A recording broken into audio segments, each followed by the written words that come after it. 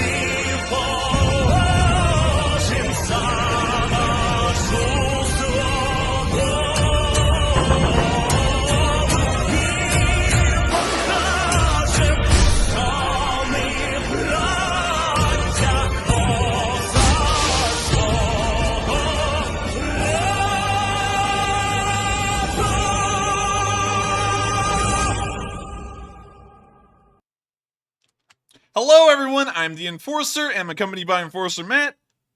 And good evening, everybody. It's Enforcer Matt, and welcome back to day 212 of the news. And of course, we're going to be reporting on the past 24 hours of the news of the war in Ukraine. And today, most of the news doesn't even come from Ukraine, it actually comes from inside of Russia, as we are now watching the very beginning of the Russian government starting to collapse as the conscription has now begun to take place, and thousands of Russians are being loaded onto buses and shipped off to military camps across the nation to begin their short tenure of training and then immediately be pushed into frontline service. But of course, welcome again tonight, everyone, and without further ado, let's get straight into probably the best thing I've seen so far, which is something that we actually had to find from a radar app on a computer. But it shows all of the flights that were occurring in Russia and all the flights that started to occur immediately after Putin declared the partial mobilization. And so here's the video of all of the Russians that would, quote-unquote, die for their country, leaving the country. So here's the video. Now, let's look at this at the very start real quick, Matthew. We can see that all the flights that are occurring in Russia are flying somewhere in Russia. It looks like most of them are flying to the east or towards the south, towards the Stand Series countries. And we can see a couple of them flying to the west, but after the partial mobilization was declared, we see more and more of them. In fact, an air corridor being made over Europe, flying to Turkey. And these are all of the Russians that are leaving Russia at this very moment to try and escape the partial mobilization. Gotta say, that's not really a good look. You can even see a second air corridor that's been made that flies over what appears to be, let me make sure this is correct, the Black Sea? No, it's not the Black Sea. I'm sorry, it's the Caspian Sea, I believe. Let me make sure. Yeah, it's the Caspian Sea. I'm sorry, everyone. That's actually the Caspian Sea. They fly south over the Caspian Sea and then across, well, I guess you could say the Caucasus mountain range, and then to Turkey as well. So we can see two entirely different air corridors being created of Russians trying to flee the country as best as they can. And it gives you a pretty good idea that a lot of Russia's manpower that was supposed to be levied during this partial mobilization may have just disappeared over the course of the past 24 hours. Not all of it, but a good sizable amount, as it looks like a lot of them are now taking refuge in Turkey. And if we look at the exact spot that most of those soldiers were most of those potential soldiers we're assuming were going, let's go to Turkey and let's see what major city would be in the south. So it looks like they were all heading to the city of Antalya, or Antalya. Unfortunately, I don't know how to pronounce that correctly, but you can see an international airport here, and that must have been the end destination for most of those jets that were leaving Russia. I would have to say that this is a special evacuation operation, and it's good to see that most of Russia's manpower will most likely dissipate that was supposed to be activated during this partial mobilization within the next couple of days if the Russians don't get a handle on this. Not only that, but divisions are starting to be seen immediately after the partial mobilization was declared, and believe it or not, everyone, although Ramzan Kadyrov himself made a video stating that he would be stepping down from his position as the leader of Chechnya, he is still in charge as of this moment. I'm assuming in the meantime when they try and find a replacement for him. And today he said on state TV, the Chechens, and you won't believe this, man. I don't think anyone's going to believe this because it's just borderline insane. He said Chechnya is not going to mobilize any forces whatsoever because they've already achieved 300% of their goals. 300%, he said. 300% of their goals. That's nuts. I don't even know how you quantify that. And secondly, that is a big move from Kadyrov, considering that while he is the head of the Chechen Republic, it's still pretty much I guess you could say, a vassal of the Russian Federation, and technically it's within its borders. And so this is a massive move to be made by him, and it's showing something I think is very important. First, it's showing that fracturing is already occurring within Russia. Since Kadyrov's doing this, it can be assumed that some of the other regions that are semi-autonomous may also do something similar.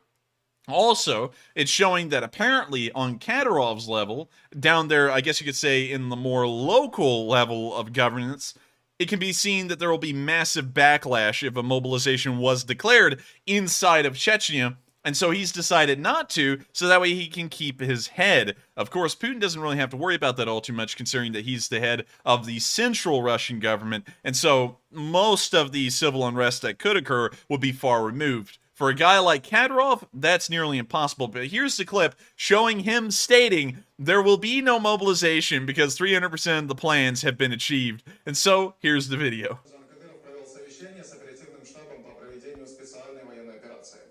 Тема частичная мобилизация. Глава региона заявил, что в Чеченской республике набор в ряды вооруженных сил проводиться не будет, так как за время военной операции субъект перевыполнил план в 3 раза. Этот материал сейчас готовится к эфиру. Расширенную версию смотрите в наших следующих выпусках. I guess that resignation didn't last long. It didn't really last too long. Honestly, I think it may be one of those resignations similar to a British Prime Minister, where they say they're resigning and then a successor has to be appointed, so it may take time. I still think he's on his way out, though, from what I know. But still, it's pretty interesting to see that they're not mobilizing in Chechnya. Chechnya, of course, started off the war as being the guys who would save Russia. It was pretty much them and the Russians themselves at the beginning of the war. Now, the Russians, at least propaganda-wise, were trying to say, oh, we're going to win this war with the help of the Chechens, which are like rough and tough mountain boys. And then now they're going, we're not mobilizing. We're not going to be supporting y'all for the rest of this because, you know, we've kind of already won. And then, you know, that's probably starting a lot of propaganda issues within the central Russian government, because now you have the Chechen leader saying, we've achieved 300% of our goals, and then the Russian government saying, we haven't achieved any of our goals, and that's why we're partially mobilizing. And so, pretty interesting to see. And with that, we're now going to be moving up to a random location in Russia, somewhere on the side of the street, where apparently the conscription officers, along with the brand new conscripts that have been mobilized, got so drunk they pulled over on the side of the road and were just going bat crazy. So without further ado, here's the video of probably one of the weirdest things I've seen so far. When you see them on the side of the road, and a clearly inebriated Russian soldier.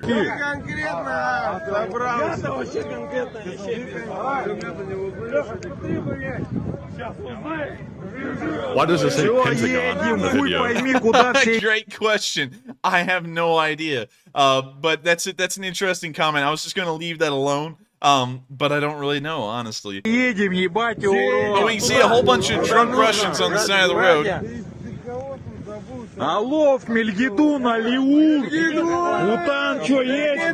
And also, Matthew, a question for you. What in the world are all of these posts with these sign-like objects on them? What is this crap? It's in the middle of nowhere. It looks like it might be like a street lamp with a solar panel on it, or maybe, I don't want to say a CCTV camera, but I really can't tell. Maybe it's one of those speed cameras that the British... Well, then again, I don't really know. It doesn't really look like a speed camera. And if it is a lamppost, why is it in the middle of nowhere? This isn't even near a town. They're in the middle of a field. Like, most of this video is just weird. But the weirdest part is how all of them are drunk.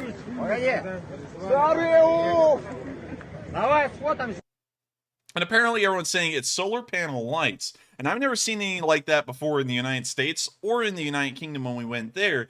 But that is pretty interesting to see, and I still don't have an idea as to why this is in the middle of a wide open field in the middle of nowhere. And so with that, we are going to be moving on from that clip of news and further towards the town of Vladimir, very interestingly named, where we can see that a man who was being mobilized was so old and so, I guess you could say, infirm for the large part, and I guess you could say physically unfit, that he actually suffered a stroke while they were boarding the bus. Пиздец, блядь, уже инсульт, еще не доехали. You can see the Russians standing outside, you can see the man filming here, and you see a man laid out on the ground as two men trying to tend to him. Apparently, from the story we were told by the caption, this was an older man who was being mobilized by the government, and he was, I guess you could say, so physically unfit that he suffered a stroke in the middle of trying to get on the bus, which tells you the quality of soldiers that the Russians are getting out of this partial mobilization. They're either going to be incredibly old and infirm, or they're going to be young boys, like we saw here somewhere in the Moscow area. Loads of pretty much boys were being mobilized and sent into this war, as we can see here at this military base. Мы выезжаем, короче.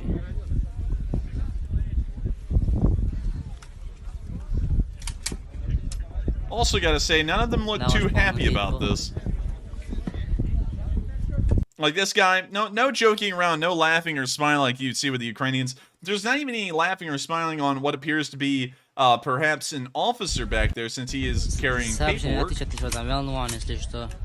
And enforcers are just me, but just looking at these guys, they don't exactly look, I don't know how to say it, like trained or professional or something. They're lacking some kind of like aura about them that other militaries have. They are lacking it massively, but one thing they are definitely lacking is any appearance of age. And of course, I bet that's funny to y'all, because all of y'all say, we're just babies, because, you know, we all saw our face reveal and you'll know what we look like. But these guys look about as young as you can get. They look like a... I guess you could say a guy in basic training in the United States that's 17 years old and his parents signed the consent form for him to join the army at that age. They almost look that old. And none of them look like they want to go to this war. If you look at their faces again, and we'll look at them here for a second. Let me see if we can see the guy. This guy. Look at his face at the very beginning of this video. That does not look like an excited, enthusiastic face of someone who's saying, I'm going to go and fight for my country. This looks like a face where it's like, I'm in misery, I'm doing something I don't want to do for a country that doesn't even make a lot of sense as to why they're doing this. They probably heard the stories of their brethren. They've probably not just heard the stories of their brethren. They've probably seen the graveyards continuously getting fuller and fuller as the war goes on, and covered with bouquets and flowers and Russian flags, as all of these soldiers that went over with that kind of mindset return home in a box. And so I bet you that probably has a large, I guess you could say, say what? An enforcer, real quick, Mike Gallagher pointed it out, but I didn't mention it earlier. He said, did you notice the guy with the finger on the trigger? And he did have his finger on the trigger. Oh, wait a minute. He can't. He does. It's wrapped around the trigger. Oh my god. He looks like he's putting a little bit of pressure on it. Well, thank God it doesn't have a magazine, and apparently they don't trust them yet to put a magazine in any of their guns. But oh my god.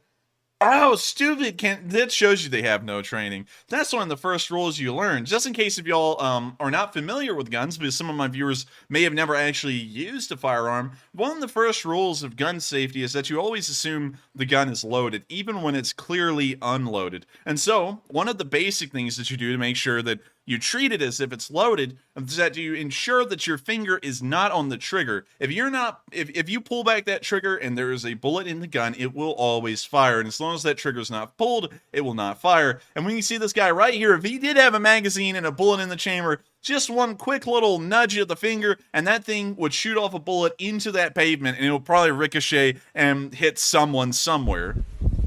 That's even more proof they don't have any proper training. And it really is. And look at this guy. Now, this guy, I have to say, is the most sullen of the group. This guy looks like he hates it here. He already hates existing in this general area in the Russian army. And none of them look like they want to go and do what they're about to have to do. And we can show them. You know, I honestly, I kind of feel a little bit sad, because these people aren't necessarily like volunteering to go, and we all know how they're going to end up. It's kind of unfortunate.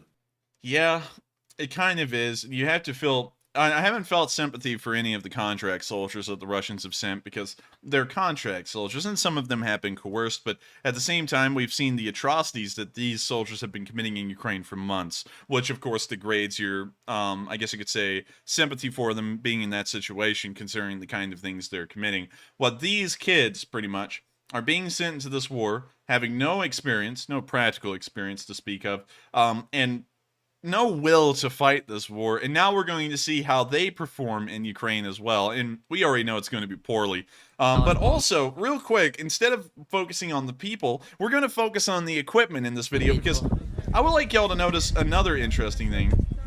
Сообщение отличие, ты что, там, L1. This guy appears to have a rig, a plate rig, which is incredibly rare, and you can see that all of the other soldiers in the video are not wearing one.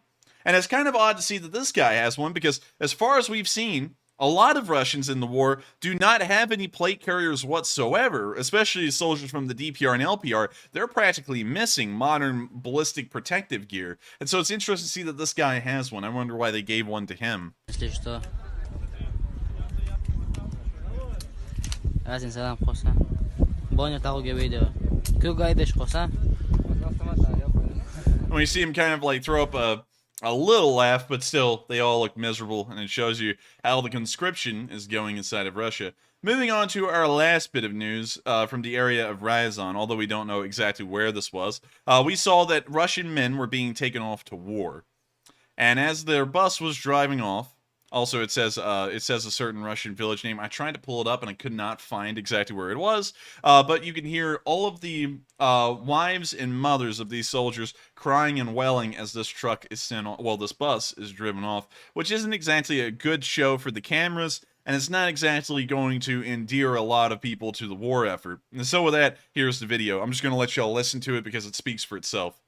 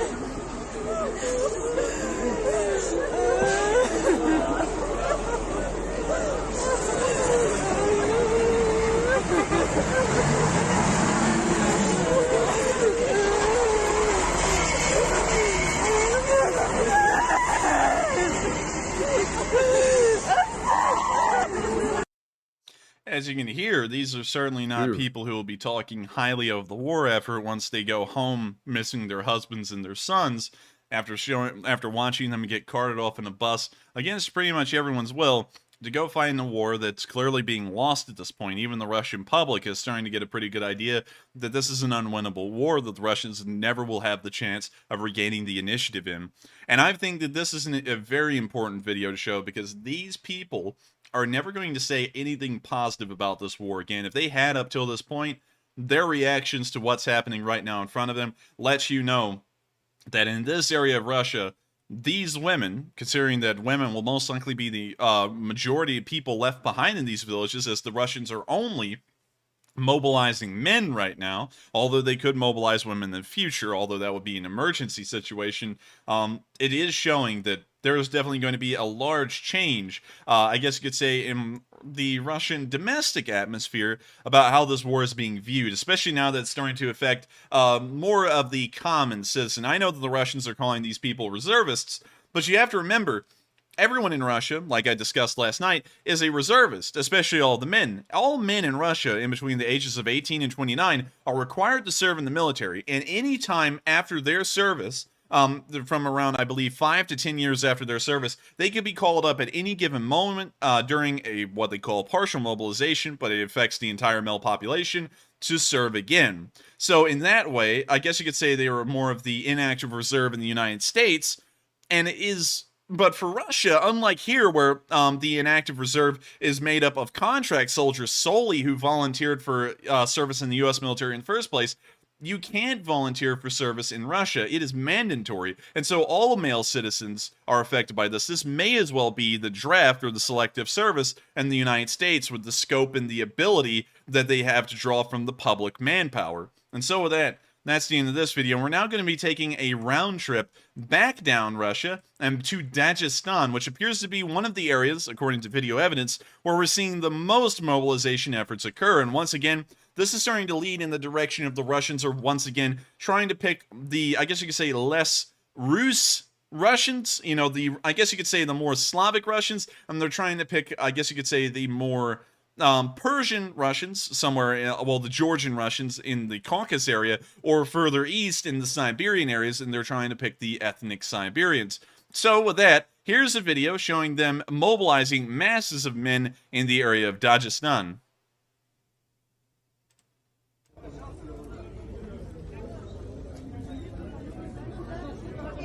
When you see the men in a massive queue boarding the bus, and of course we can hear the sounds of calamity and panic as the women try and see if they can get their men out of the mobilization.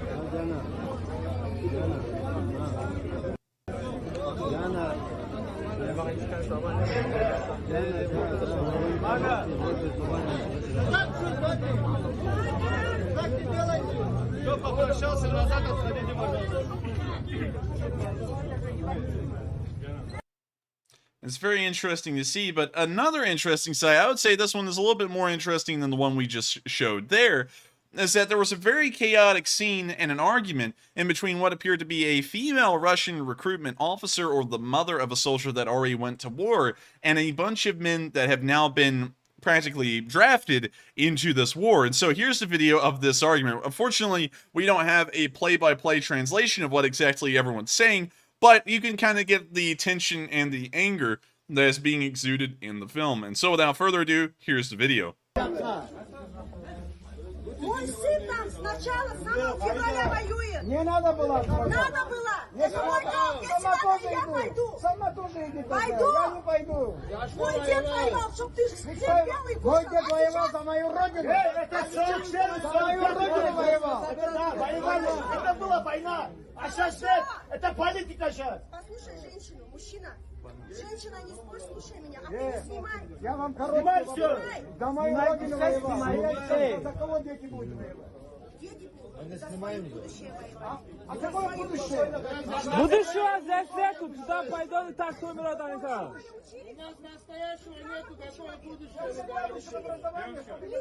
We can see the argument is kind of getting heated, and this one is pretty much picking a fight with the entire conscripted crowd. Вы вообще, вы в школе учились, вы телевизор смотрите, вы грамотные.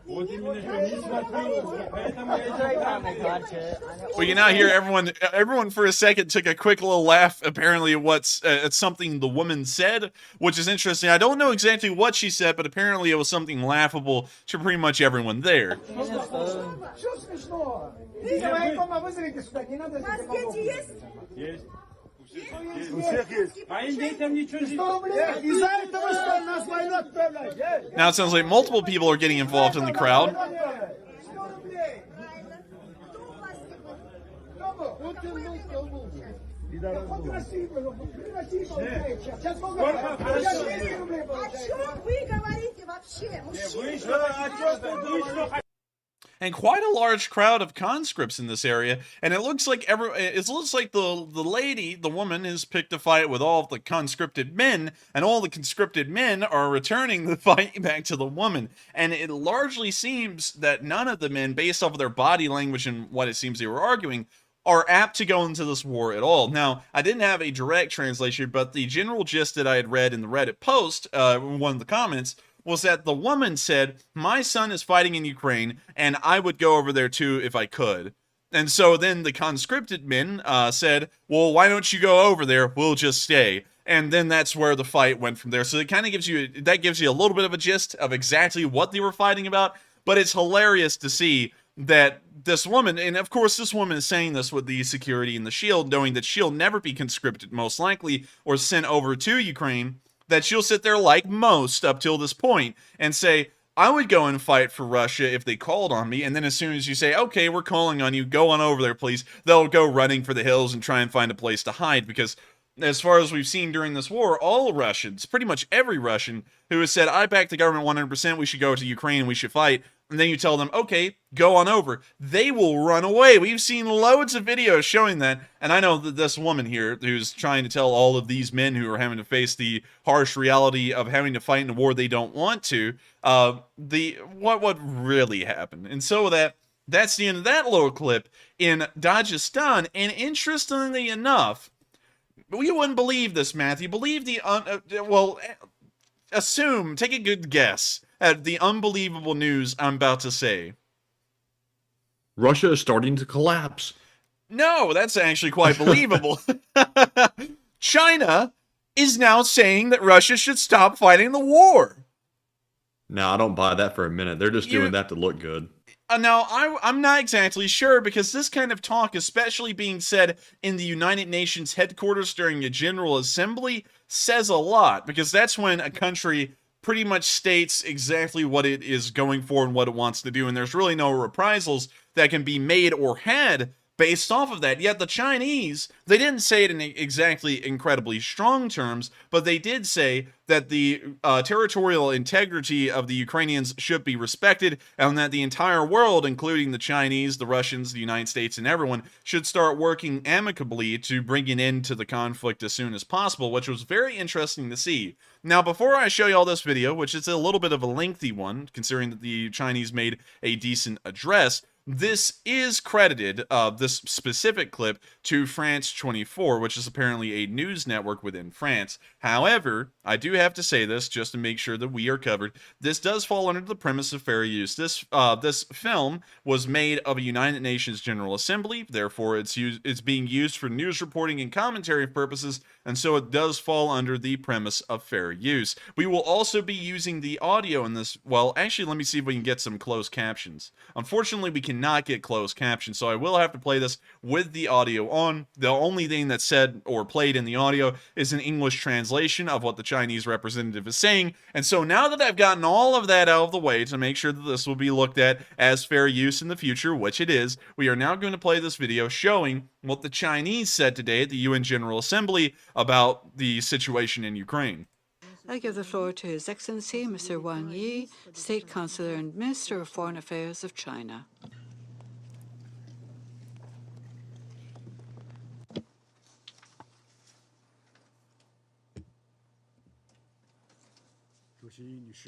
Madam President, Mr. Secretary General, I thank Foreign Minister Colonna for convening today's ministerial meeting, and I thank Secretary General Guterres for his briefing. China's position on Ukraine is consistent and clear. President Xi Jinping pointed out that the sovereignty, territorial integrity of all countries should be respected. The purposes and the principles of the UN Charter should be observed. The reasonable security concerns of all countries should be taken seriously, and all efforts that could help resolve the crisis should be supported. China follows Ukraine's humanitarian situation very closely and has assisted Ukraine with 35 million yuan of humanitarian supplies. This year, we have provided other developing countries with. Now, I'm going to stop this right here because one real quick thing I have to say is that I cannot show y'all the entirety of the work, because if I do that, even under the premise of fair use, it can fall out of the premise of fair use, because it only covers the fair use only covers the use of other works to a certain point. But this specific instance was being used for reporting purposes, and as we saw at the very opening part of their speech in the UN General Assembly today, the Chinese are now saying that the war should come to an end pretty much, and that Ukraine's territorial integrity should be respected. A little bit of a reversal from what the Chinese have been saying in the months prior. The Chinese largely remained neutral on the matter and did not speak about it at all, but now we're starting to see that they're also stepping into the situation, and if you'll hear me out, Matthew, I think you may see why this is now a logical approach for the Chinese. The Chinese are hoping that the Russians will be politically and diplomatically and economically weakened by the end of this war, so that way Russia largely becomes dependent on Chinese economic support and also the purchasing of Russian raw materials by the Chinese government, and therefore China would extend its economic tendrils, much like it's done throughout Central Asia and Africa, into Russia as well, and make sure that it becomes, I guess you could say, something of a supply hulk for the Chinese, so that way they can get cheap, easily produced materials to continue their rapid economic expansion. But now unfortunately, you got to say that China has been known for a very long time for upholding territorial integrity around the world. You cannot bash them because they're just such like saints when it comes to territory. Well, let's make sure to be a little careful, Matthew, saying stuff like that on stream, because YouTube doesn't necessarily like people talking about the Chinese in a certain way. I'm sorry about that. I know I like to start heading in that direction too. I think most people realize it's sarcasm. Well, hopefully. Don't break our kneecaps, YouTube. But moving on from that, and of course, I'm not I'm not disagreeing with what Matthew's saying. I'm just saying we need to be careful because I've seen a bit of a trend on YouTube whenever anyone talks about that kind of stuff, and I want to make sure that we can keep covering this news day by day.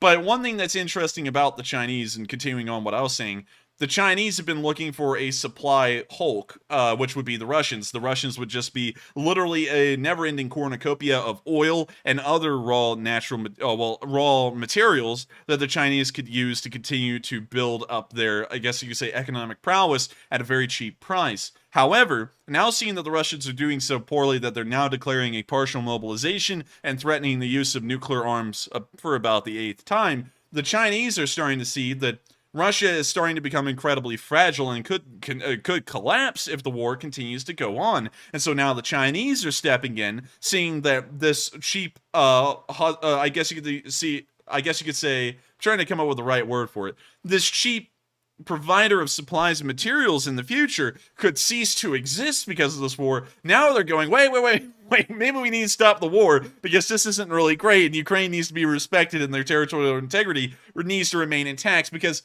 if it doesn't, the Chinese could lose out on a massive long-term benefit, which is Russia's raw materials and supplies. And that's why, Matthew, I think the Chinese are starting to advocate for that in the UN General Assembly, is because they're starting to see that things are not going to turn out well for them economically in the long run. But what do you think, Matthew? Oh, yeah. Yeah, totally. China's only ever looking out for their own self-interest. Whenever they make a decision that looks like it's like they're being generous to another country, I can guarantee you 100% of the time, it's only to serve their self-interest in some way. China is never looking out for anybody's interest.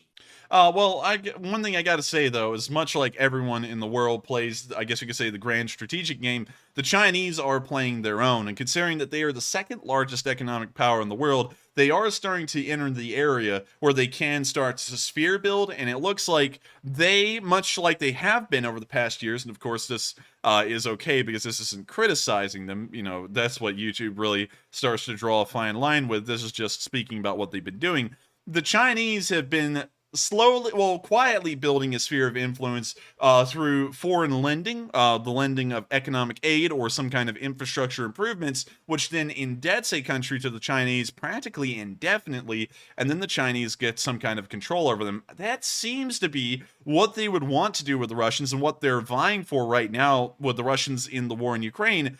I think that's why they're putting all of this in consideration. They're trying to sphere build where they are pretty much the dominant power in the entire Asian continent and also within parts of Africa, as we've seen them trying to expand into Eastern Africa recently through some economic wheeling and dealing, which we could, of course, cover in a video in the future. But still, a very interesting take by the Chinese, and it's very odd to see something of a quick reversal. They've largely been, well, it's not really a reversal, it's something more of like a quick jump over to one side of the fence, because they've largely been neutral during this war. They haven't said anything positive or negative about it, and now they're clearly coming out and saying that it's not right and it should end.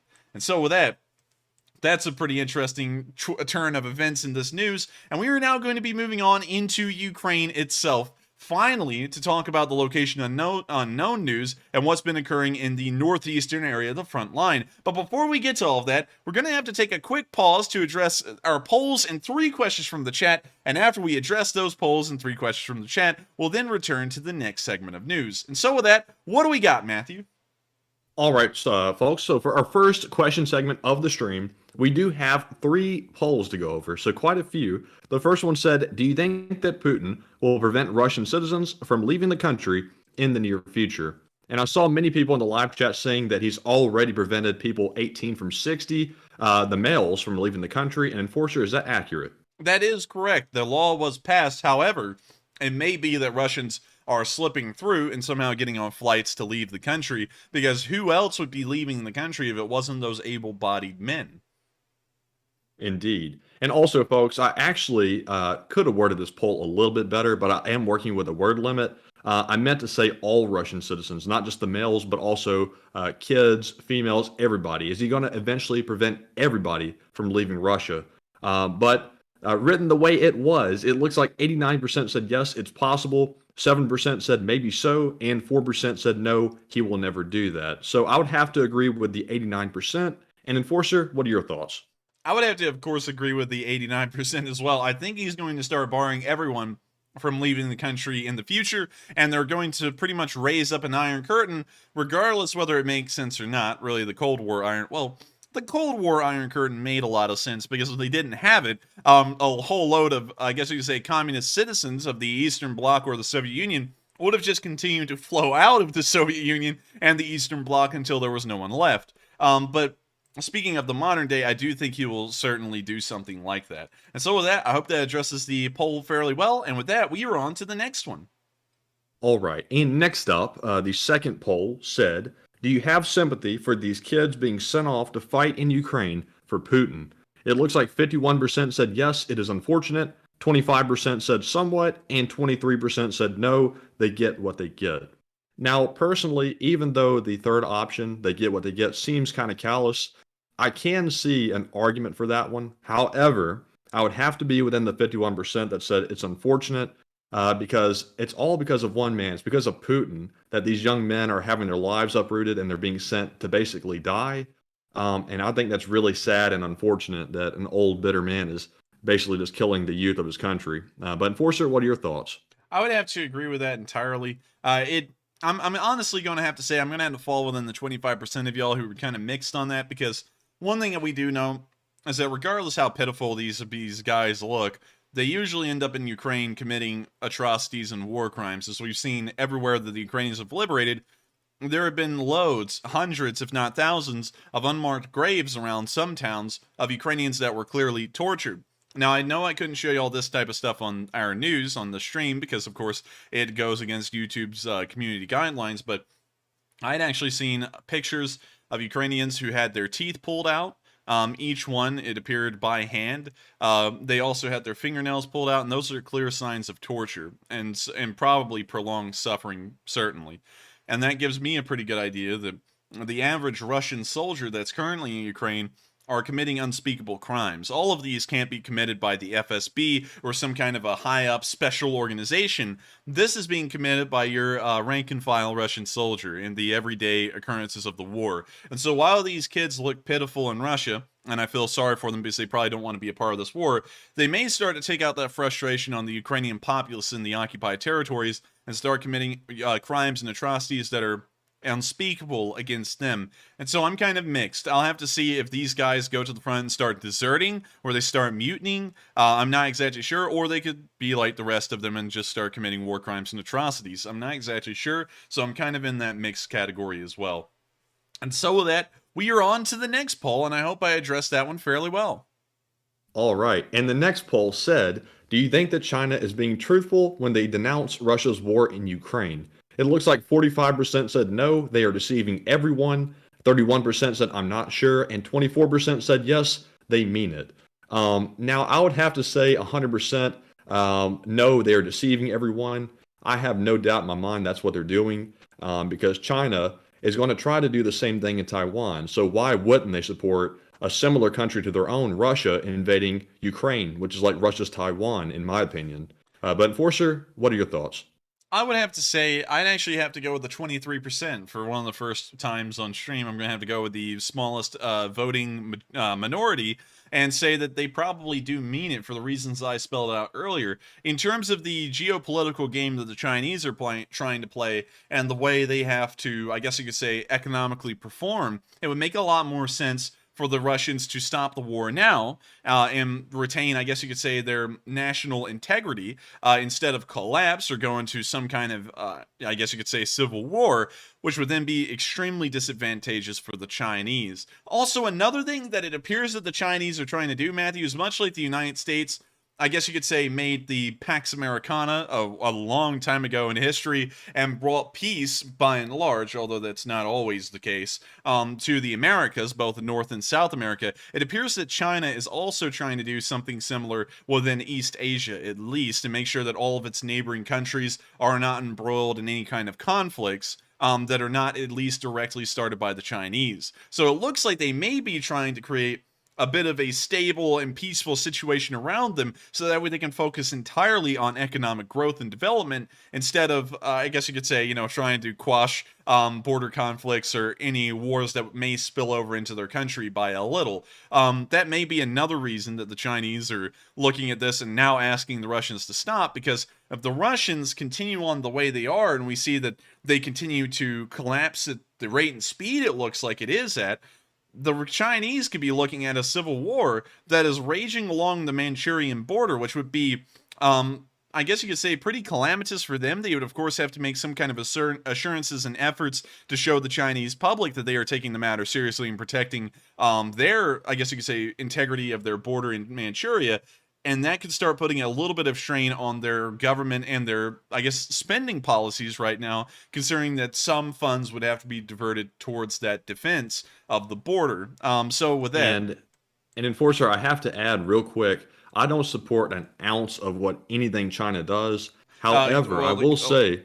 Huh? You got to be careful with that, Matthew. You keep on stepping in mines. We can't say that. You got to be really careful, because I've seen a lot of people get in trouble for all kinds of stuff. So just be careful with that kind of stuff. If they want to get us for that, I mean, that's kind of tough, because I don't support what China's doing. I'll have to say that openly. But I have to admit, though, that China is pretty clever with the way they wage like passive wars, like with economics and also cyber. That seems to be like their main operation at the moment. So I think they are. I think you're right, Enforcer. I think they're trying to stay away from like physical conflict. However, Taiwan is the looming one. But I would say the economic and cyber wars are probably where they're focusing most on for the moment. And also, real quick, everyone, I'd like to remind y'all that the Chinese have not been involved in a war outside of their borders for the past 50 years. The Chinese, historically, are a country that would much rather go to war inside its own borders domestically, in some kind of a civil war, than externally against other countries. It's largely been China's philosophy throughout all of history to try and grow economically, and I guess you could say in... I don't know if you would like to call them more covert ways. I don't really know the best way to word it, but in more peaceful ways than outright conflict, which has served them fairly well as of the past few decades, but throughout the rest of history, it's very questionable whether it did or didn't, especially if you look at the Opium Wars that the Qing Dynasty got involved in the 1830s and 40s. Those didn't turn out well for them at all, because they had been focused on economic growth and never put any sort of, I guess you could say, effort or I guess brain power into developing their military forces, which was, I guess you could say, to devastating effect in the Opium Wars of the 1830s and 40s.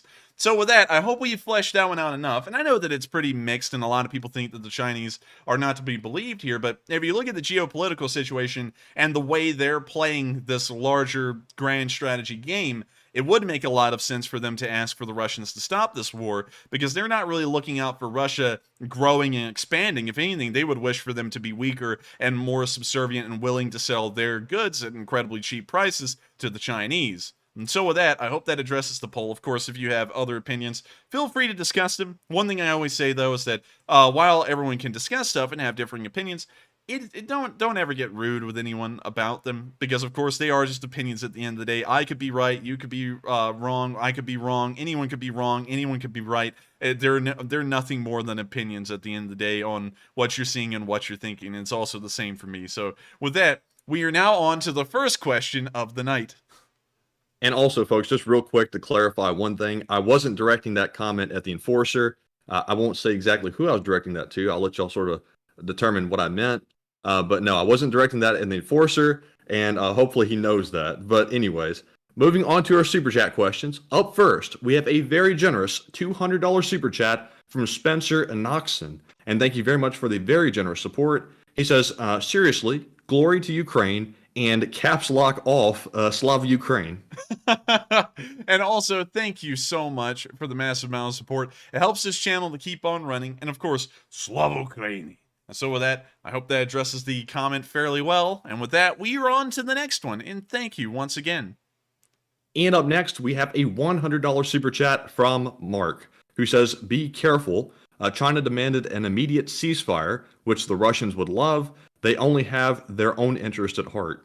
And I thank you so much for the support, Mark. And that is a fairly good point that they did ask for immediate ceasefire. However, they did say at the same time that Ukraine's territorial integrity should be respected, which means that their borders, and of course, there is a little bit of liberties to be had there. We don't know if they're speaking about territorial integrity pre-2022. Well, I guess, yeah, pre-2022 or pre-2014. That wasn't exactly clear, but they did say for Ukraine's territorial integrity to be respected, which may show that they are kind of going in the direction of saying Russia should just give back the land, stop the war, and just go back to, I guess you could say, in fancy terms, status quo antebellum, which means that everything returns to the way it was before the war. That's pretty much what that means exactly in Latin.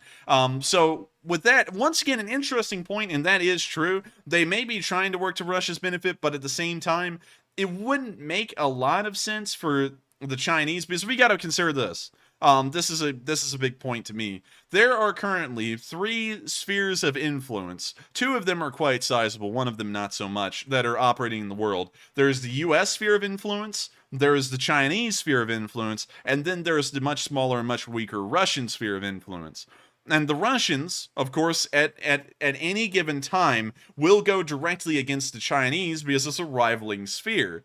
And so it wouldn't make a lot of sense in that perspective for the Chinese to support the Russians unless if the Chinese and the Russians have some kind of an idea or a plan to temporarily, I guess you could say, unite forces, much like the Comintern and the Allies would do in the Second World War, to try and be competitive against the American sphere, which is by far the largest and most successful one in the world right now, especially since they pretty much, well, yeah, the United States is the unquestionable, I guess you could say, sphere exerter within the European Union. And if you include them into the picture, then it's almost the United States times a factor of 2.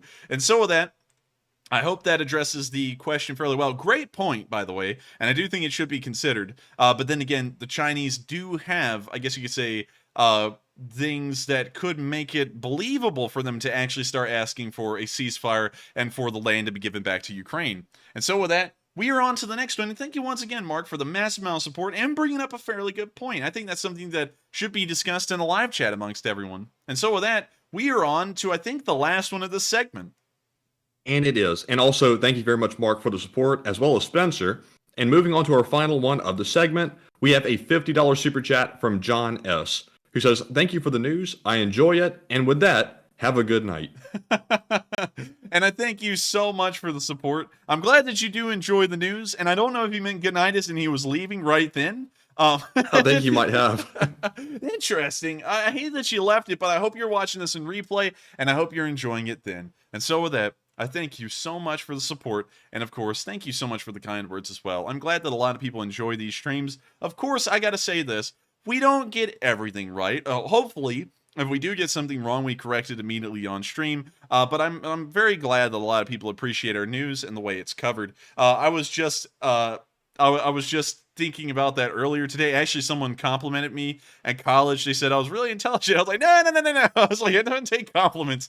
But I try and not take compliments too well, because I feel like you'll become complacent because you'll just start believing that it's the best there ever is, and if you believe that, then there's no improvement, and there's no way to say it is the best it ever is, because it may not improve, and other people may step forward and just take the fire out of the whole thing. And so with that, I thank you so much for the kind words. It is greatly appreciated by me, and of course, thank you so much once again for the support. It helps us to keep these streams running, and it helps the Lee Spring Army to have a place they call home. And so with that, can we get a Lee Spring Army in the chat? And with that, we are now done with this. And we're about to see like 1,000 LSAs here in a second, Matthew. Yes. And with that, oh boy, and Matthew's going to really love that. So with that, we are now going to be moving on into our next segment of news, and we're actually going to be starting off with a little clip of news that was taken out of an interview with President Zelenskyy today, and this was hilarious. I'm not going to talk through this; it speaks for itself. But here's the video. Have a favorite joke about Putin? I mean, Matthew, I don't. Wait a minute. Restart that from the beginning one more time. This guy, real quick to explain that part though. This guy asked, "Do you have a good joke that you like about Putin?" And that face from Zelenskyy told you that was a joke that couldn't be said on air. Do you have a favorite joke about Putin? Look at that face. He's like, oh crap, I can't say it out here. And look at his. He's trying so hard to hold back a smile. Yeah, he's trying so hard to not just bust out laughing and tell the joke. This is honestly the funniest thing that he's done during the war is his reaction to that question. Look at he finally cracked a smile. He's like, it's like the Cheshire Cat. Man, he knows that he can't say it, but at the same time he wants to say it.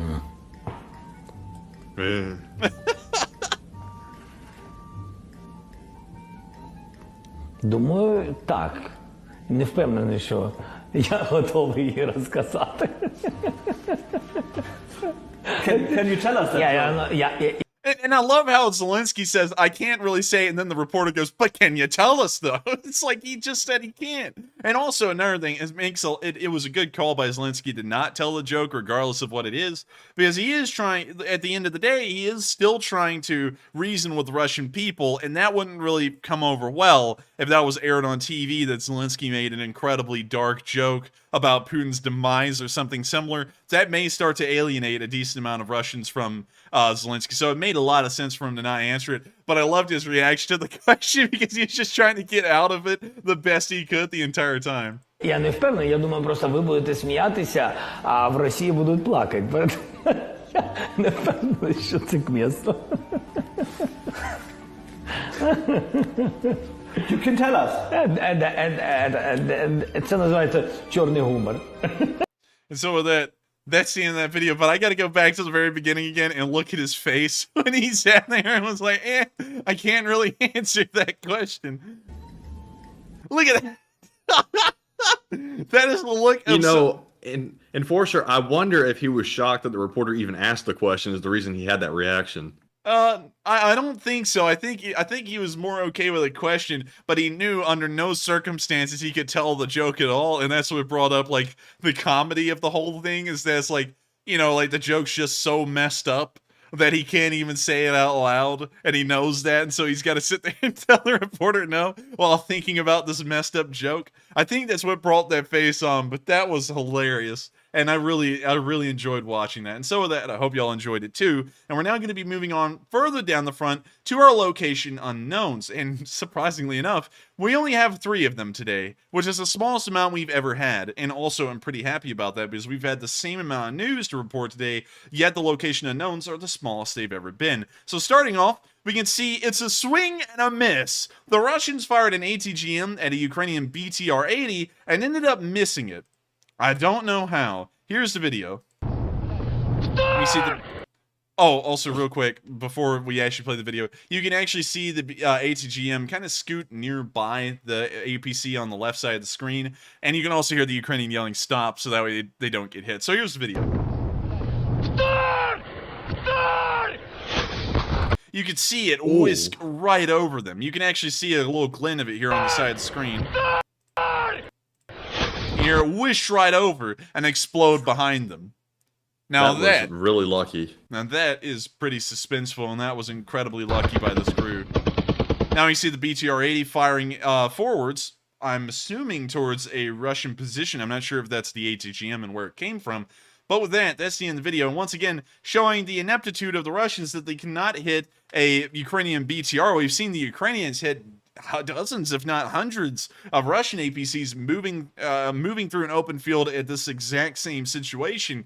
Yet the Russians cannot even hit stationary targets, nor can they hit moving targets either. They just can't hit anything. And so with that, that's the end of this little bit of location unknown news. And once again, a pretty funny one. With that, we're going to be moving on to the next one, where we saw another British L119 in use somewhere in Ukraine. And I've got to honestly tell y'all, this is not the biggest or most impressive artillery system that the Ukrainians use, but I do like it. It's a cool little artillery piece.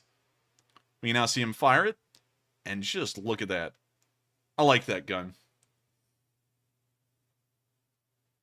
And so with that, that's the end of the video. And it's great to see that the Ukrainians are still using, to a pretty good degree, it seems it's a more and more increasing reality on the front that British L119s, the 105mm artillery pieces, are starting to be seen in higher numbers And it shows that the British have an unwavering commitment to support Ukraine with both arms, supplies, and training, as this soldier, considering he's using an L119, was most likely trained in its operation and maintenance inside of the United Kingdom, probably at the Salisbury Plain. And so with that, we're now going to be moving on into our last clip of Location Unknown News, and this is about the fastest we've gone into the Location Unknown News and out of it, where we can see a Ukrainian sniper getting a long shot. According to the caption, this Ukrainian sniper fired at a Russian soldier at a distance of 1,250 meters. Now, to translate that into miles, 1,250 meters to miles, let's see how far away that would be. That's about 0.77 of a mile, and if you round it up, it's more like 0.78. That is a pretty long distance, and I know that there's been people who've hit longer shots in history. I believe the longest range shot that was ever hit was around 2.5 miles, but you got to understand that once you start getting out past, I would really say 600 yards, which is around 600 meters, it starts to become incredibly difficult to hit a target, even with a scope, and you have to have a lot of training to even supposed to take a shot like this. And so it's interesting to see that this Ukrainian sniper is so, I guess you could say, efficient and good at their job of being a sniper that they were able to even take the shot. And so here's the video. And you see the sniper scope looking into the distance. You see the Russian soldier right there. You see it fire. And they had a nap. A 1,250 meter long shot. What a shot, Matthew. I mean, like, Matthew and me have gone shooting at ranges before, and we have never been able to hit a shot like that. I usually use iron sights. I've never actually shot with a scope, but I'm usually able to fire out to 300 yards with just an iron sight alone and get about 1.5 to 2 inch groupings. Enforcer, I think last time we went, I can't remember the name of the range, but we were using a red dot on my AR-15, and I think we did shoot out to 300 yards, and I think we were doing actually pretty decent. I think we were doing fairly well. Yeah, we were. But at the same time, here's a pretty interesting story about the AR-15 that we used out there on the range. Matthew and me had just started using this AR-15, and it's not exactly a scope like I think of a scope. It's more like a reflex sight. You know, it's just a red dot, so it's not really anything made for longer range shooting. But we were still going to use it nonetheless because it's all we had. So we set up, and Matthew started shooting, and all of his shots were low. And so I was like, maybe if you adjust up higher a little bit, maybe they'll hit on target. And Matthew was like, nah, that's fine. So he kept on shooting, and the grouping was phenomenal, but they were all like just an inch below the bullseye. And so I eventually got to shoot the gun, fired one round into the exact same spot. I know that everyone's about to say, why didn't you adjust the sight? We didn't know how, because I didn't have any experience. But Enforcer, remember, there was the range master there. He was a former Marine. He came over and showed us how to zero it. Oh, yeah, he did, actually. I forgot that. So he was very helpful. He knew his stuff. We did that for a little bit, and then, of course, it was adjusted, and then we started to hit right onto the bullseye. Of course, we don't really know a lot about I guess you could say scopes or sights for that matter. I know a decent amount about historical weapons, but if you know anything about historical weapons, most of them didn't have scopes, or at least the ones that were used by the common infantryman. And so I've never really had any experience with using scopes at all. And also, I just saw someone, Matthew, I thought this one was funny. 300 yards? What a joke. Of course. Hey, we don't claim to be like marksmen or anything. Yeah, and I don't know what in the world, I don't know why in the world people say stuff like that. It's not like you gotta understand, when I go shooting at a range, that's like the only time I've done it in like 3 or 4 months, and I don't have time to make match rounds. I'm using store-bought rounds. I don't have time to sit there and get into barrel twist rate and humidity and the temperature and the wind and all that stuff to figure out how to get perfect groupings at hundreds of yards out, especially with an iron sight and being a close-sighted person. That's almost impossible for me. So give me some slack. But with that, we're now going to be moving on from this little clip and out of our Location Unknown news altogether, so that's all we have to report for today. And so with that, we're now going to be moving to northern Kharkiv to a bit of an older video, but one that was just released today. It showed that a HIMARS strike occurred on a Russian outpost. It appeared to be a Grad battery along with their ammunition and ended up hitting it pretty well. And so with that, here's the video. Also, we're going to mute that.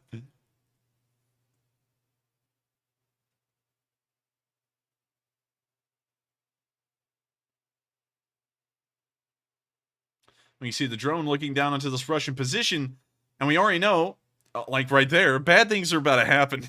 And we can already see, God, look at the shockwave that these HIMARS missiles make. Like, it literally makes like a perfect circle. Like, you can actually tell, like, where the destructive radius of this HIMARS missile is. God, that's honestly impressive.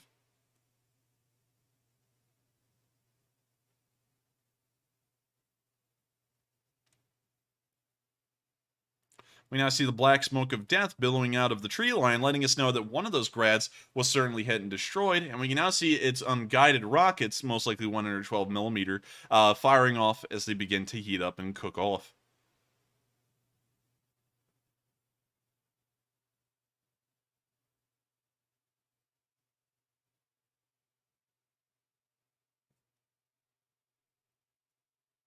And so with that, that's the end of the video, and it's pretty interesting to see that the Russians once again got toasted by a HIMARS. This is one of the few times that we've seen a HIMARS being targeted towards frontline units. Usually they're targeted against, I guess you could say, more abstract targets like logistical depots or convoys or communications and command hubs. They're usually never fired at frontline units, and this is one of the first times we've seen it, and I gotta say, it did a pretty good job, and it's pretty neat to see that the Ukrainians released the film. And so with that, we are on to the next bit of news, somewhere in the northeastern Kharkiv area, where we can see, of course, the quote-unquote heroic Russians defending the line.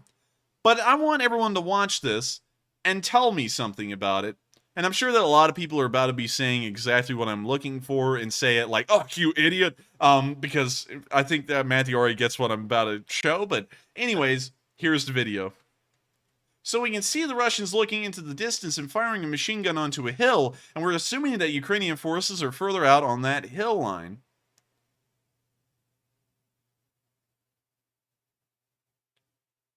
You can see them now firing off ATGMs and kind of backblasting their own trench, which was very smart of them. But we don't see any Ukrainian forces in the distance, and considering that they do have higher ground and should be able to look down across the field, they should be able to see something, but we're not really seeing a lot of Ukrainian units or anything at all. And I'm waiting for anyone to catch this, but this video was actually put out in late April, and they've now recirculated it, and they're saying that it's today's news. That's an old video, unfortunately. Yeah, that's exactly what I'm talking about. Somebody said it. Somebody said it. That really old footage. Yeah, there we go. There it is. And let's see. I think it's an old one. Y'all are correct. Of course, I was waiting for that one person because for some reason, and of course, this is a very small group. I think it's like 1 or 2 people a night.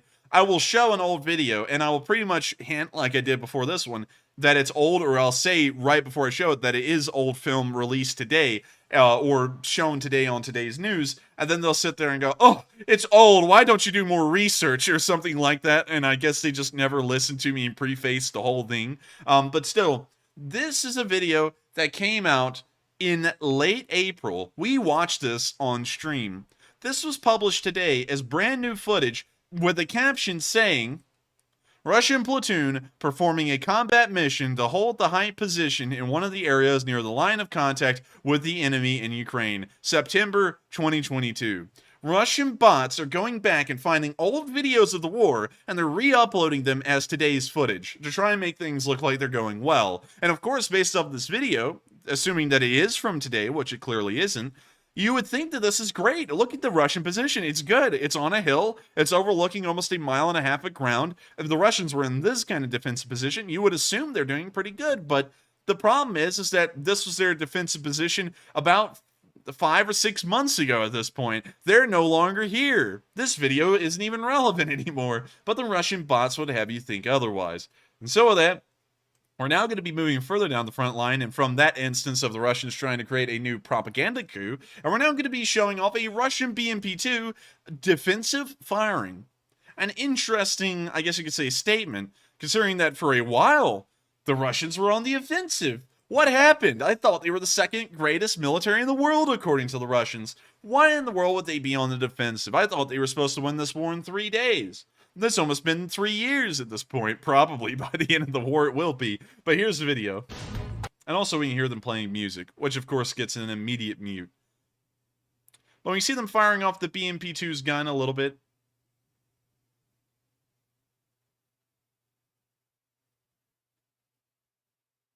Now we can see a Russian running through the trenches and firing. But you know, one thing that I always love, Matthew, I love this about Russian propaganda videos, is that they will do anything for the flick.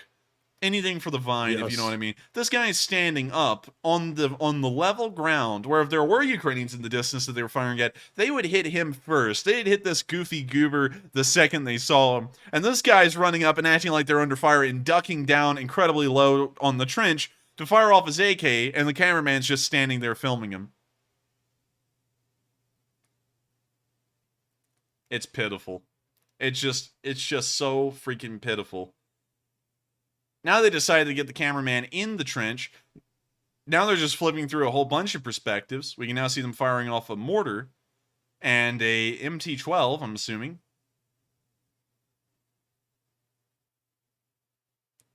Now see them firing. What in the world was this guy doing? Where was he going? He was... What in the world? This guy right here ran right under the barrel of the mortar, so that way if it was a misfire and the little mortar round went thunk and just like kind of slightly came out of the barrel, it would just fall right on top of him. A smart guy right here, y'all. We're looking at Einstein.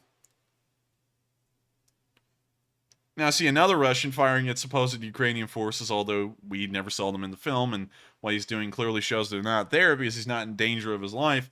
And so with that, that's the end of the video, once again showing another little Russian propaganda flick that they've been working on. And of course, on Rotten Tomatoes, it gets a 5% audience rating. With that, we are now on to the next one, where we can see some Georgian volunteers in a firefight over the previous days when they were actually liberating this area during the counterattacks. And so with that, here's the video. You see the Georgians, or the Ukrainian Foreign Legion, firing off into the distance. And I gotta ask y'all, I gotta ask the live chat, what kind of gun is this guy using? It doesn't look like anything else I've seen, but maybe a SCAR? But I can't really tell you for certain yet.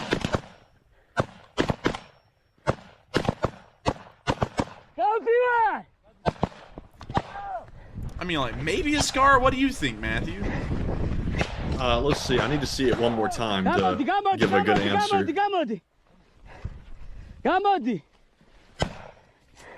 So I think, yes, it's definitely a SCAR. Yeah, definitely. It's definitely a SCAR. I was kind of questioning it for a second, but it's certainly a SCAR.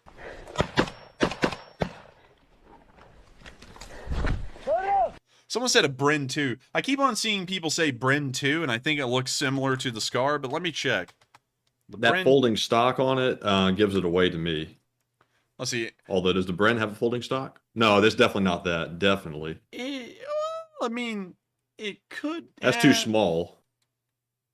Yeah, but the stock does match up. And also, I guess you could say the top rail does match up, too. Let's take a look at this gun again. So we get a pretty good view of it right at the end of this video. You can see that top rail. If we go back for a second, you can see that's a similar stock. I'll go back to show that real quick. You see, it's got this little square button right there on the left side of the gun. And if we take a look at the left side of this Bren 2, maybe we'll see the exact same thing. No, we actually don't on that one. But that looks like an entirely different model. I think it's either a SCAR L or a SCAR 16. But let's take a look at a SCAR L and a SCAR 16. SCAR Lion King. Not that one. Let's see. It's most likely a black one if it was either of them. Maybe. I mean, I don't know. It's kind of tough because a lot of guns these days are kind of being designed a lot like a SCAR, and so it could really be anything. And that's always fun, is that when people like are in the live chat and you can see a gun like the Bren 2, honestly, the Bren 2 and the SCAR do kind of look similar. Take a look at that one and then take a look at a SCAR. They look pretty similar. They may as well be a licensed copy of the effing SCAR. And then people, when I say it's a SCAR or a Bren 2, oh, you idiot, it's a SCAR, you know, or something like that. That's always entertaining to Matthew and me. But with that, that's the end of the video. And it's great to see that the Georgian Legion was involved in the incredibly successful counterattacks in the northeastern area of the country. And so with that, we are now going to be moving on into the next bit of news. We're going to be moving past the entire area of the Oskol River Reservoir, including Oskol town itself and Lozove, which has become the area of the new front line. And we're now going to be moving all the way down to Bila Orivka, where we saw that the 103rd dropped some bomblets onto the Russians. And so, without further ado, here's the video. And of course, we got techno music playing.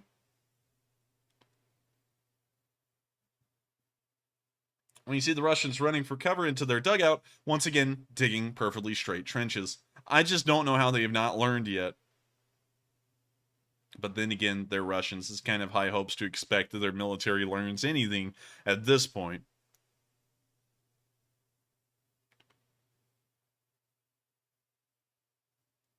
You know, honestly, I know I'm about to go on a rant here about this, but it's been almost 7 months of war. I believe it has been 7 months, and we're now going on towards 8.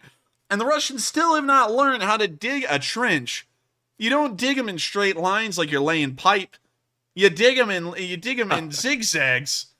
I just don't understand how in the world they're still having these kinds of shortcomings. We now see another bomblet being dropped right into the trench. Both of them were dead on hits, and impressive to see. And so with that, credit to the 103rd Brigade for the actions they've been committing in this area of the front line, and hopefully they continue to inflict casualties on Russian forces, so that way we can see more successful counterattacks be conducted in the future. With that, we're now going to be moving towards Zolotarivka, where we saw that the Ukrainians fired at Russian Mi-8/Mi-17 and shot it down with some Iglas. And so, this is brand new footage from today, and enjoy as another Russian attack helicopter, or really more of a utility helicopter transformed into an attack helicopter, gets shot down over Ukraine. We can hear the impact of rockets in the distance. We can see the small amount of pixels that makes up that Russian Mi-17. We can now hear that weird squealing noise from the Igla, letting us know that the thing was pulling up the fire. And now we can hear the missile on its way. We can see the missile right up there. And... Попал! Попал! They got it. То, что ты отработал. Твоя вертушка. So wait a minute, Enforcer. I think I might have missed it. Did the missile go straight up and then it came down? Yeah, the missile seems to have taken a bit of a high path, I guess you could call it. It kind of sounds really super technical. And I hate technical jargon, but it looks like it did go up and then it kind of came back down. It's almost like a javelin. That's wild. See, it goes up, but then you can see its flight path going back down towards the helicopter. And you can see the glint of the helicopter right there. And then you can see right there, it hardly shifted over to it, but you can see a little bit of a puff of smoke coming off the helicopter, letting us know that the Igla hit, and also the reaction of these soldiers lets us know that that Igla was a hit. Then we see later on, after they freaked out and were hyped up about shooting down a helicopter, they finally filmed the plume of smoke that just came from the crash site moments ago. То, что ты отработал. Твоя вертушка.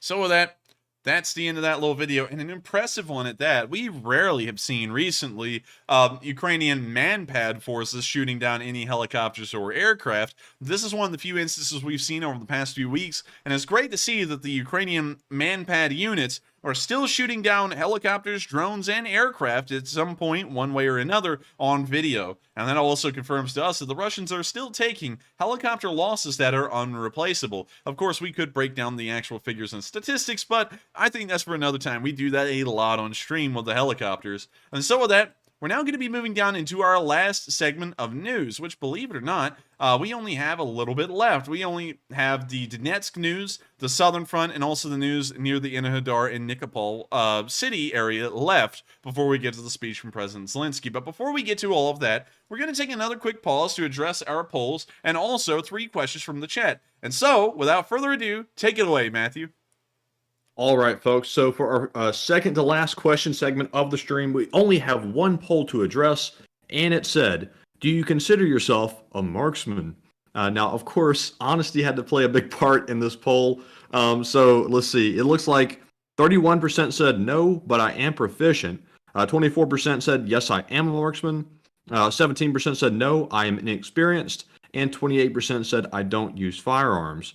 Now, for me, this isn't to brag or anything. I don't consider myself a marksman at all, but I would say I'm proficient. But Enforcer, where would you stand? No.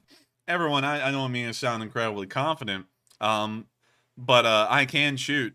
I can't say how accurate it is, but I can shoot. I don't ever want to say that I'm really great at anything unless if someone can see it and witness it and say, oh yeah, that's pretty good.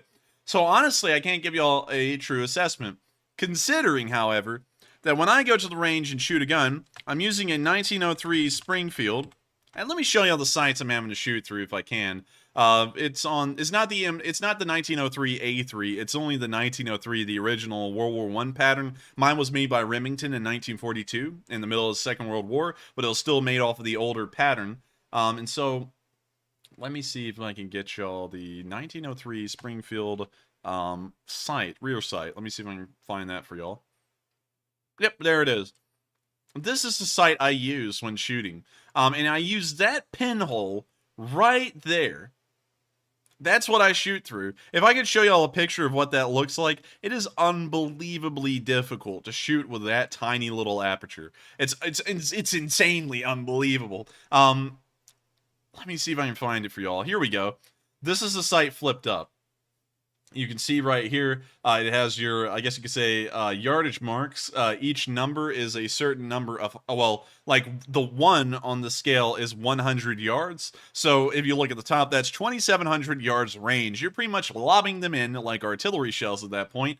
But you shoot out of that tiny little peephole right there. It's so difficult.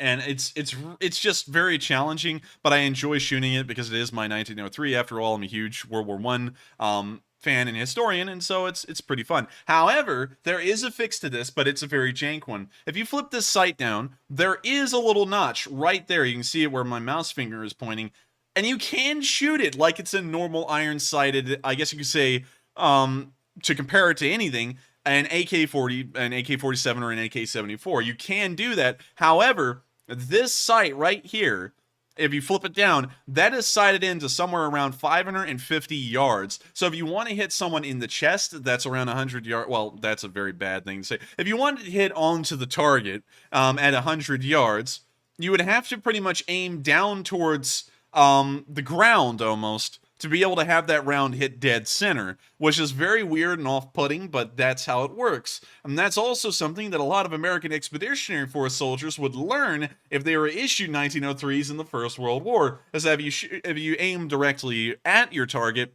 the round would usually go over them, even if they were incredibly close. So you'd have to aim kind of at the ground to be able to have it hit on. And also, thank you for everyone for calling it a battle site. I'm trying to keep it simple because, as y'all can tell, based off that poll, 28% of our viewers have never even shot a gun, and a lot of them don't know what a lot of the stuff is. And I'm not saying that they're dumb or anything. It's just that I want to make sure that when I explain stuff, it can be understood in the simplest of terms for people who may not have a lot of experience with the stuff. And maybe by them hearing it in simpler terms, they may get interested enough to go out and explore it themselves. But with that, I hope that addresses why I don't really consider myself an avid marksman, and also explains why I'm only hitting at 300 yards. Because I know that someone... Now, one thing I do have to say about the person who scoffed at us for only hitting 300 yards, I bet you this, Matthew. That guy has a $5,000 sniper rifle that probably shoots .338 Lapua with a $8,000 Zeiss scope on top of it. And he also has, you know, that adjustable, like, I guess you could say, a butt stock where you can adjust, like, the cheek pad, the shoulder pad, and all that kind of stuff. I bet you that's the kind of rifle that person had. Or even better yet, Enforcer, he has that scope that automatically locks on the target, that like holographic one that they were like making for the military. Do you recall that one? I think so. Yeah, he has that one that does the aiming for him. Yeah. And also, of course, I'm not disparaging anyone who is a marksman. If you are a marksman, I find that to be quite commendable. It is very, it's an interesting skill to have, and I think it's something of an art, especially when you start getting into the actual science and mathematics of marksmanship shooting. But of course, me being an avid history buff, if I ever did become a marksman, I would like to get a 45-70 Sharps rifle that was similarly used to hunt buffalo in the Wild West with the, I forgot the exact name of the scope. Oh man, I'm sorry, I can't remember it, everyone, but it's this little tiny, like, paper towel tube that they put on top of the Sharps rifles. I think that's incredibly cool. I would love to have one day, but of course, one can only dream. So with that, that's the end of this little side note about marksmanship and so on, and I hope y'all enjoyed it for a little bit. And so with that, we are on to the next one. All right, and moving on to our Super Chat questions. Up first, we have a $50 donation from Gary Robbins, who says, Slava Ukraine. And also, wait a minute, that was our only poll? That was our only poll for the moment. Okay, can you reread that one again real quick? Because I, for some reason, was reading it like a poll, and that threw me off. So, Gary Robbins says, Slava Ukraine, ? And all the options say yes. And also, Slava Ukraini. And thank you so much once again, Gary Robbins, for the support and helping this channel to keep on running. You've been one of those people who have been here through and through with us and helped us to keep this thing running. And I got to thank you so much for going through the effort and helping us to keep this thing rolling and keep the Lee Spring Army with news to watch. And so with that, we are on to the next one. And thank you once again. All right, and up next, we have a $40 Super Chat from Melanie Cortez, who says, Good evening to Enforcer Matt and the Enforcer. I hope you're both doing well tonight. I just wanted to say thanks again for everything that you two do. Glory to Ukraine's defenders and Slava Ukraine. And thank you so much for the support. Of course, we thank you for helping this channel to keep running. Of course, without y'all's support, it's not possible for us to keep this thing going. And so thank you so much once again. And also for the kind words as well. That doesn't mean a lot to us because we love to know that people do enjoy this stream and want to keep going. And of course, to round it all off, Slava Ukraini. And so with that, we are on to the next one. And thank you once again. All right. And moving right along to our next one, we have a $40 Super Chat from Brian. And let me try to see if I can get this last name right. Ingenesky, who says, Slava Ukraine from Nakusp, BC, Canada. I don't say much in the chat, but I have been here since the first week. Thanks for the geography lessons from my motherland. My grandmother was chased out of Zelenskyy back in 1914. Keep up the great work. And I thank you so much for the support. Of course, it's very interesting to hear whenever there's a new viewer in our live chat or in our super chats that says that they've never really commented before on our channel, and I hope that you start to comment more often. A lot of people have fun with it. Of course, you can make a lot of friends. I've seen a lot of people become friends in their live chat, and of course, highly encourage everyone who does silently watch to get involved in our live chat. There's a lot of fun people to talk to. You can, of course, throw around some interesting ideas, and all in all, it is a pretty good time. Now, real quick, you did say you were from Nakusp, Canada in British Columbia? Let me see real quick. They said Nakusp, so it's Nakusp. So we are at the right one. This is Nakusp in British Columbia, which is what BC stands for. I'm assuming that BC Skyman may also be from British Columbia. I don't know. That would be kind of cool. Although he lives in Georgia. Oh, yeah. Dang it. Obviously, we're not going to say where. We don't want to dox him, but Georgia. Anyways, for some reason, I was trying to draw connections there that are not there. Sorry about that, BC Skyman. But let's take a look at the town of Nakusp, Canada. Oh, wow. It's really pretty. Now, that hotel, for some reason, that screams Montana to me. I don't know about you, Matthew. It really does. It really does, but it's such a beautiful place up here. Let's go further down the road to here. Oh, look, they got a little grocery store here and everything. Oh, they got everything here, and it's a small-looking town. And it looks like this was taken in October of 2018, and so a lot of the trees were starting to change colors and begin to hibernate for the winter, and it's pretty, really. It looks nice. It kind of looks like what people say Vermont and New Hampshire look like during the fall. Also, another thing is that this is right near my mom's favorite national park. She's always wanted to go here along with, I guess you could say, like 10 other ones. Banff. We are here in Banff and we see a unicorn. if y'all I know still think that was a prank video. I don't think that was real. I don't know. It was a hilarious one. If y'all know what I'm talking about, you know. If you don't, I highly suggest y'all pull up on YouTube. We are here in Banff. Just type that in. The video will pull up.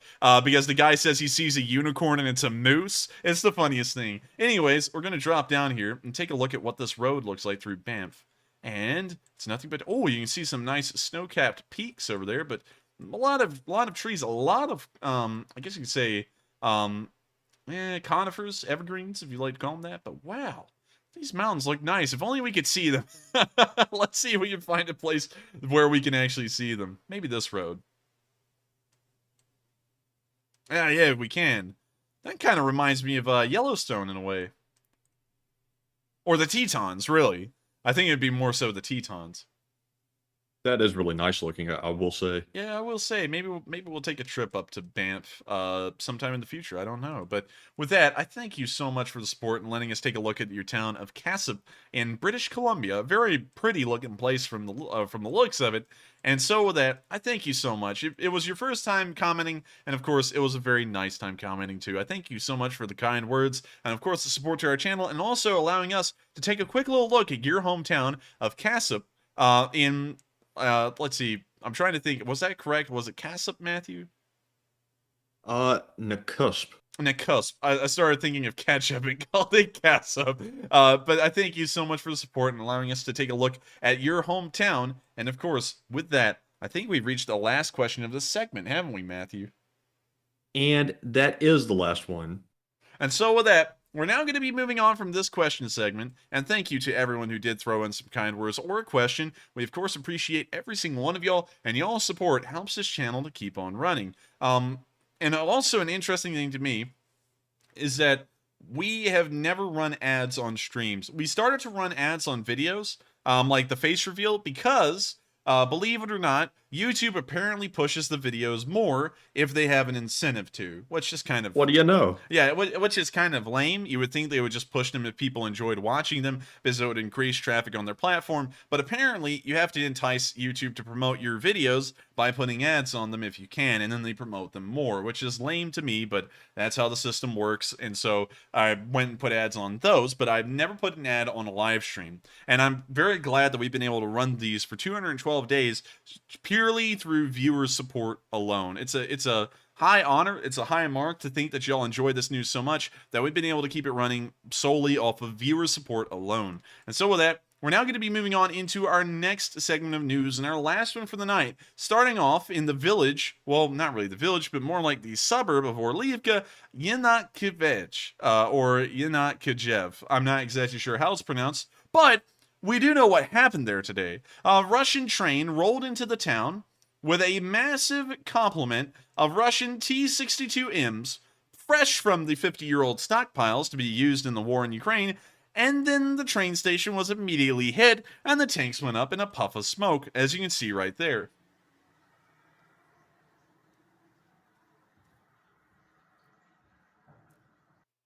And so with that, that's the end of the video, and it's great to see that the Ukrainians were so quick to destroy this massive influx of antique tanks that the Russians are now starting to pull into the war and begin to use. And so with that, we don't have any news to speak of heavily in the Donetsk area. It seems that the hostilities may have ceased for the large part in this area, and neither side is making any new ground or conducting any large amounts of activity. And so, by and large, the frontline news here is non-existent for today. Moving on down to the southern front, however, we have seen that Ukrainians are starting to take some efforts to damage the largely intact units that have been stationed here on the southern front. This area has largely been devoid of any kind of heavy fighting for the past few months, but it appears that the Ukrainians are now starting to take the initiative, and they're hitting Russian armor and other equipment and vehicles in the area to just make sure that these units know that they are also being watched as well. And so, here's the video of them dropping a bomblet onto a BTR. That was a nice hit. And that's a little smoky.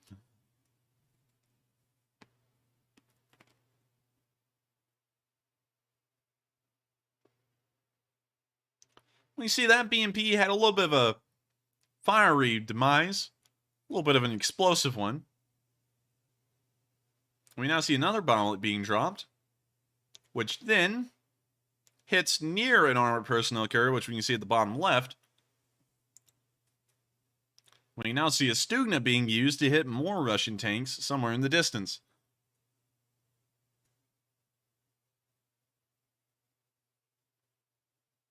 And with that, that's the end of the video, and pretty interesting to see that the Ukrainians are still knocking out Russian vehicles in the southern front, and at a much higher rate than before.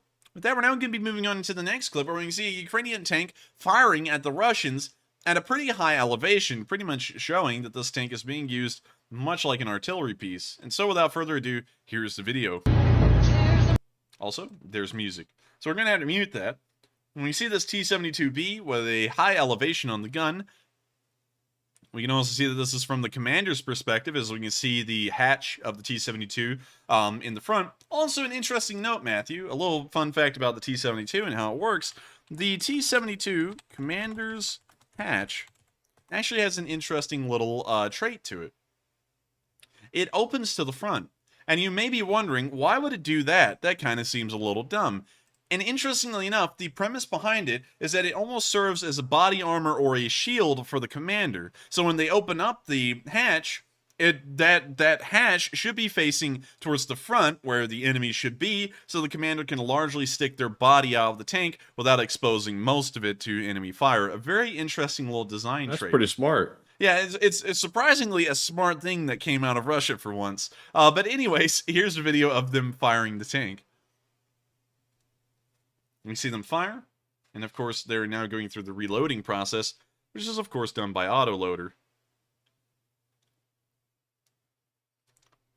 Also, another interesting little thing that I always talk about, but you can rarely ever see all too well, is the autoloader ejecting the spent brass right here. That's pretty cool.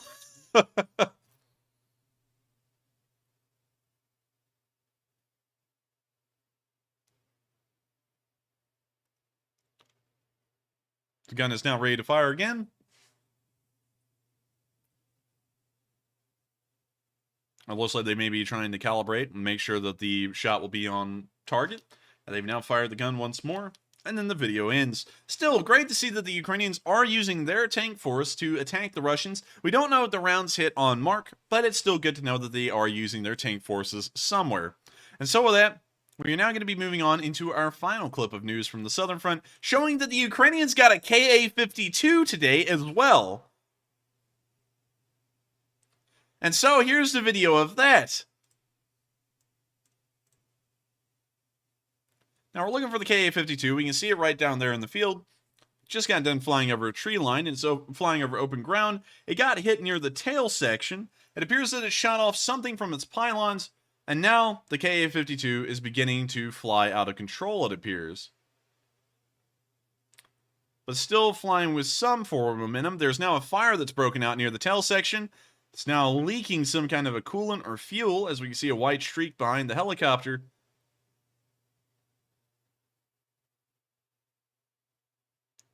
It seems that it's rapidly gaining altitude now. The fire is still burning. The helicopter now appears to have leveled off. The Ka-52 wingman is keeping incredibly low to the field as the lead helicopter appears to start going down. Covered in a white billow of smoke, it slams into the field, which we'll see right there.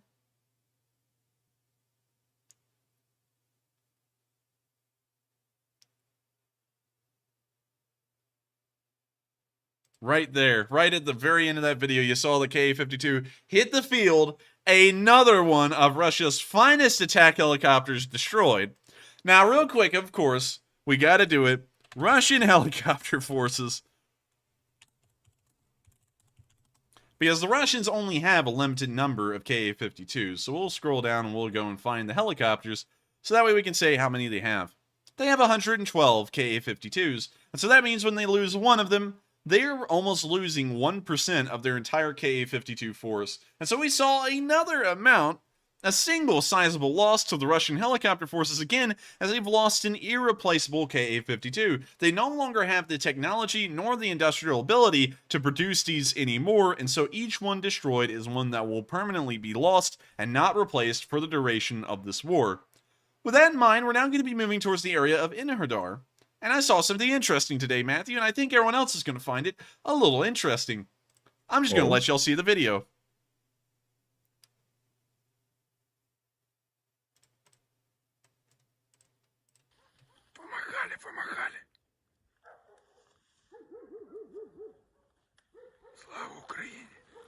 That's a little weird. He said, Slava Ukraini, and behind him is a sign saying, Inner Hadar. I wonder what this means. It looks like Ukrainian special forces have crossed the Dnipro Reservoir and are now running around willy-nilly in places that the Russians don't really know, somewhere in the Inner Hadar area. Oh no! What could this mean? Could this mean that the Russians may be scared in the Inner Hadar area? Maybe. Probably that's pretty much a certainty.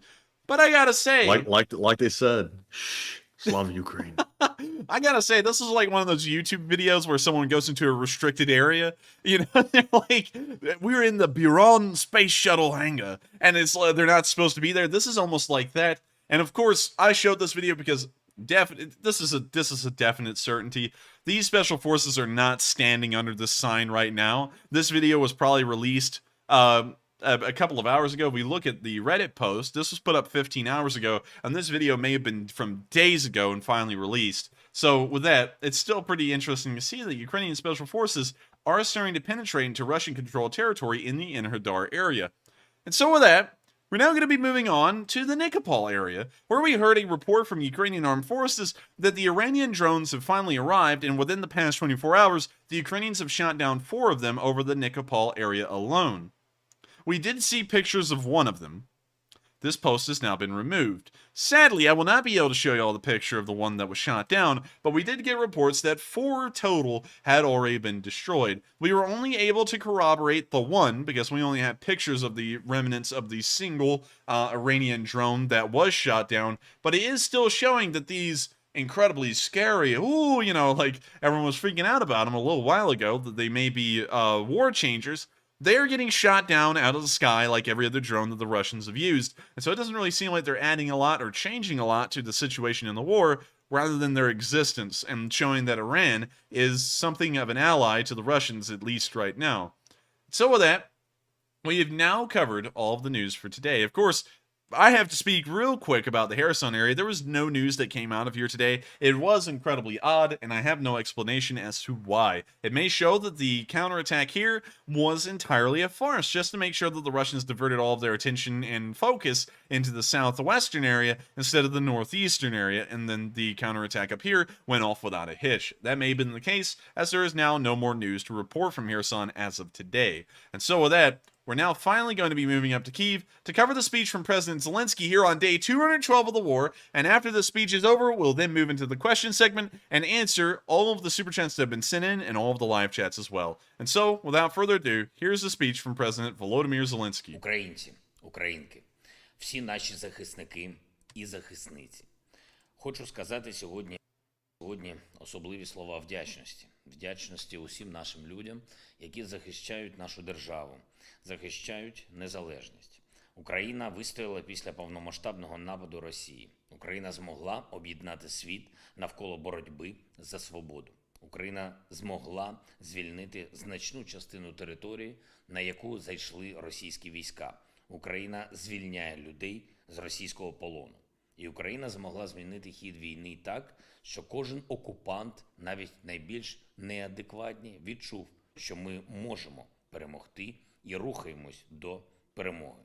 Я дякую кожному і кожній, хто воює і працює заради цього, заради нашої перемоги.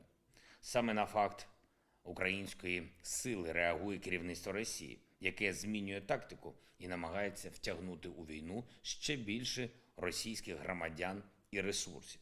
Російське рішення про мобілізацію – це відверте визнання, що їхня кадрова армія, яку десятиліттями готували до загарбання чужого, не витримала і посипалась. І тепер через мобілізацію війна Росії проти України для більшості громадян Росії – це не щось там на ТБ чи в інтернеті, а те, що зайшло в кожний російський дім. Провів сьогодні засідання Ставки Верховного Головнокомандувача. Питання зрозумілі. Передова забезпечення наших військових і нові загрози, які створює Росія. Зазначу одразу, будь-які рішення російського керівництва не змінюють для України нічого.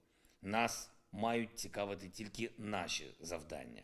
Це звільнення нашої країни, захист наших людей і мобілізація світової підтримки для реалізації наших завдань.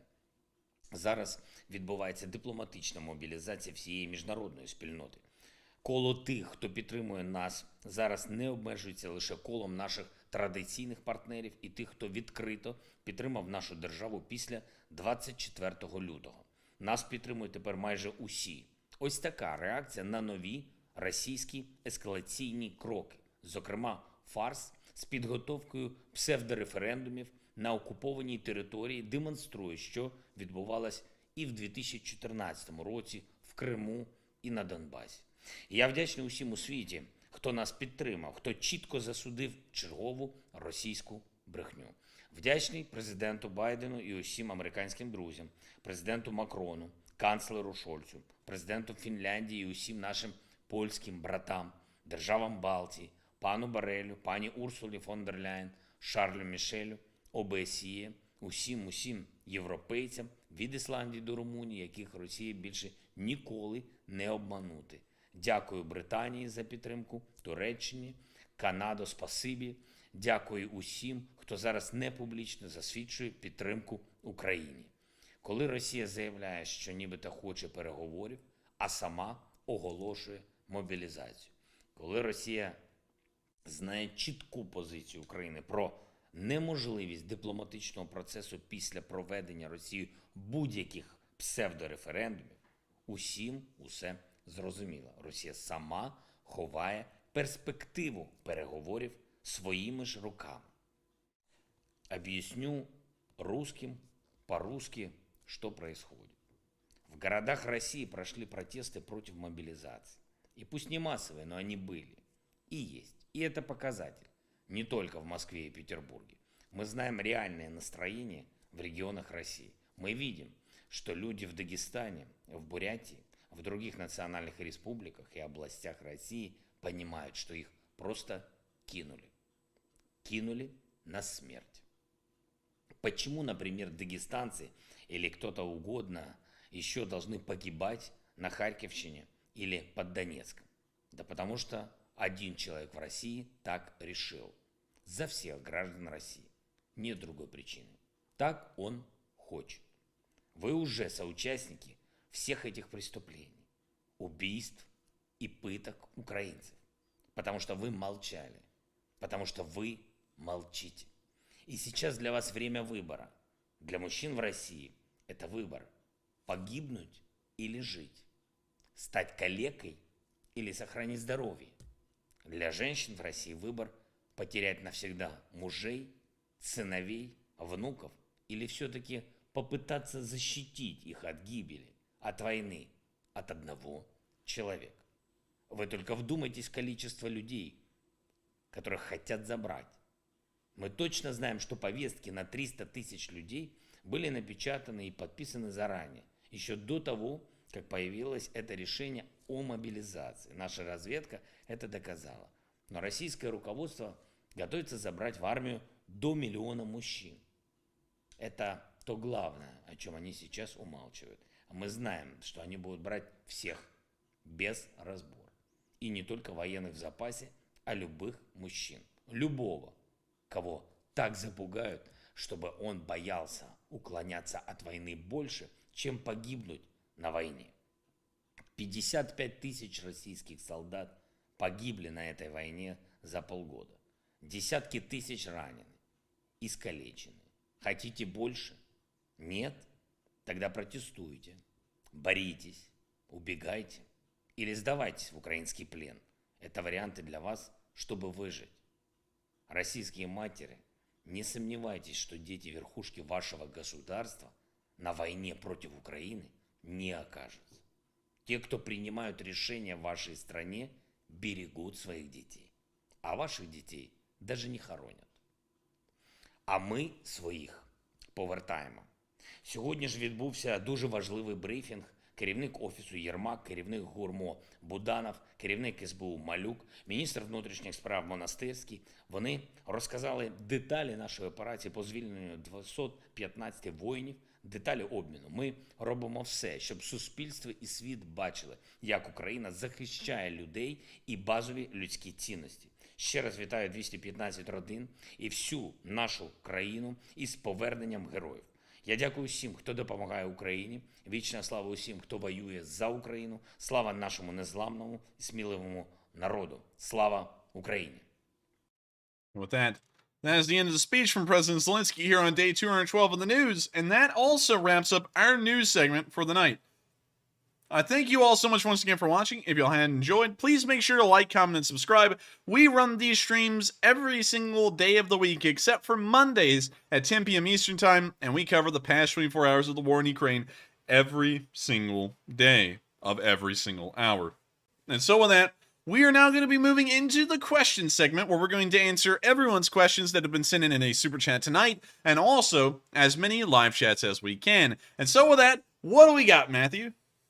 All right, so it's now time for our final question segment of the night, and a big yee-haw! All right, and up first, we have two polls to address. The first one was a pretty simple one. Have you been to Banff in Canada? It looks like 21% said yes, and 79% said no.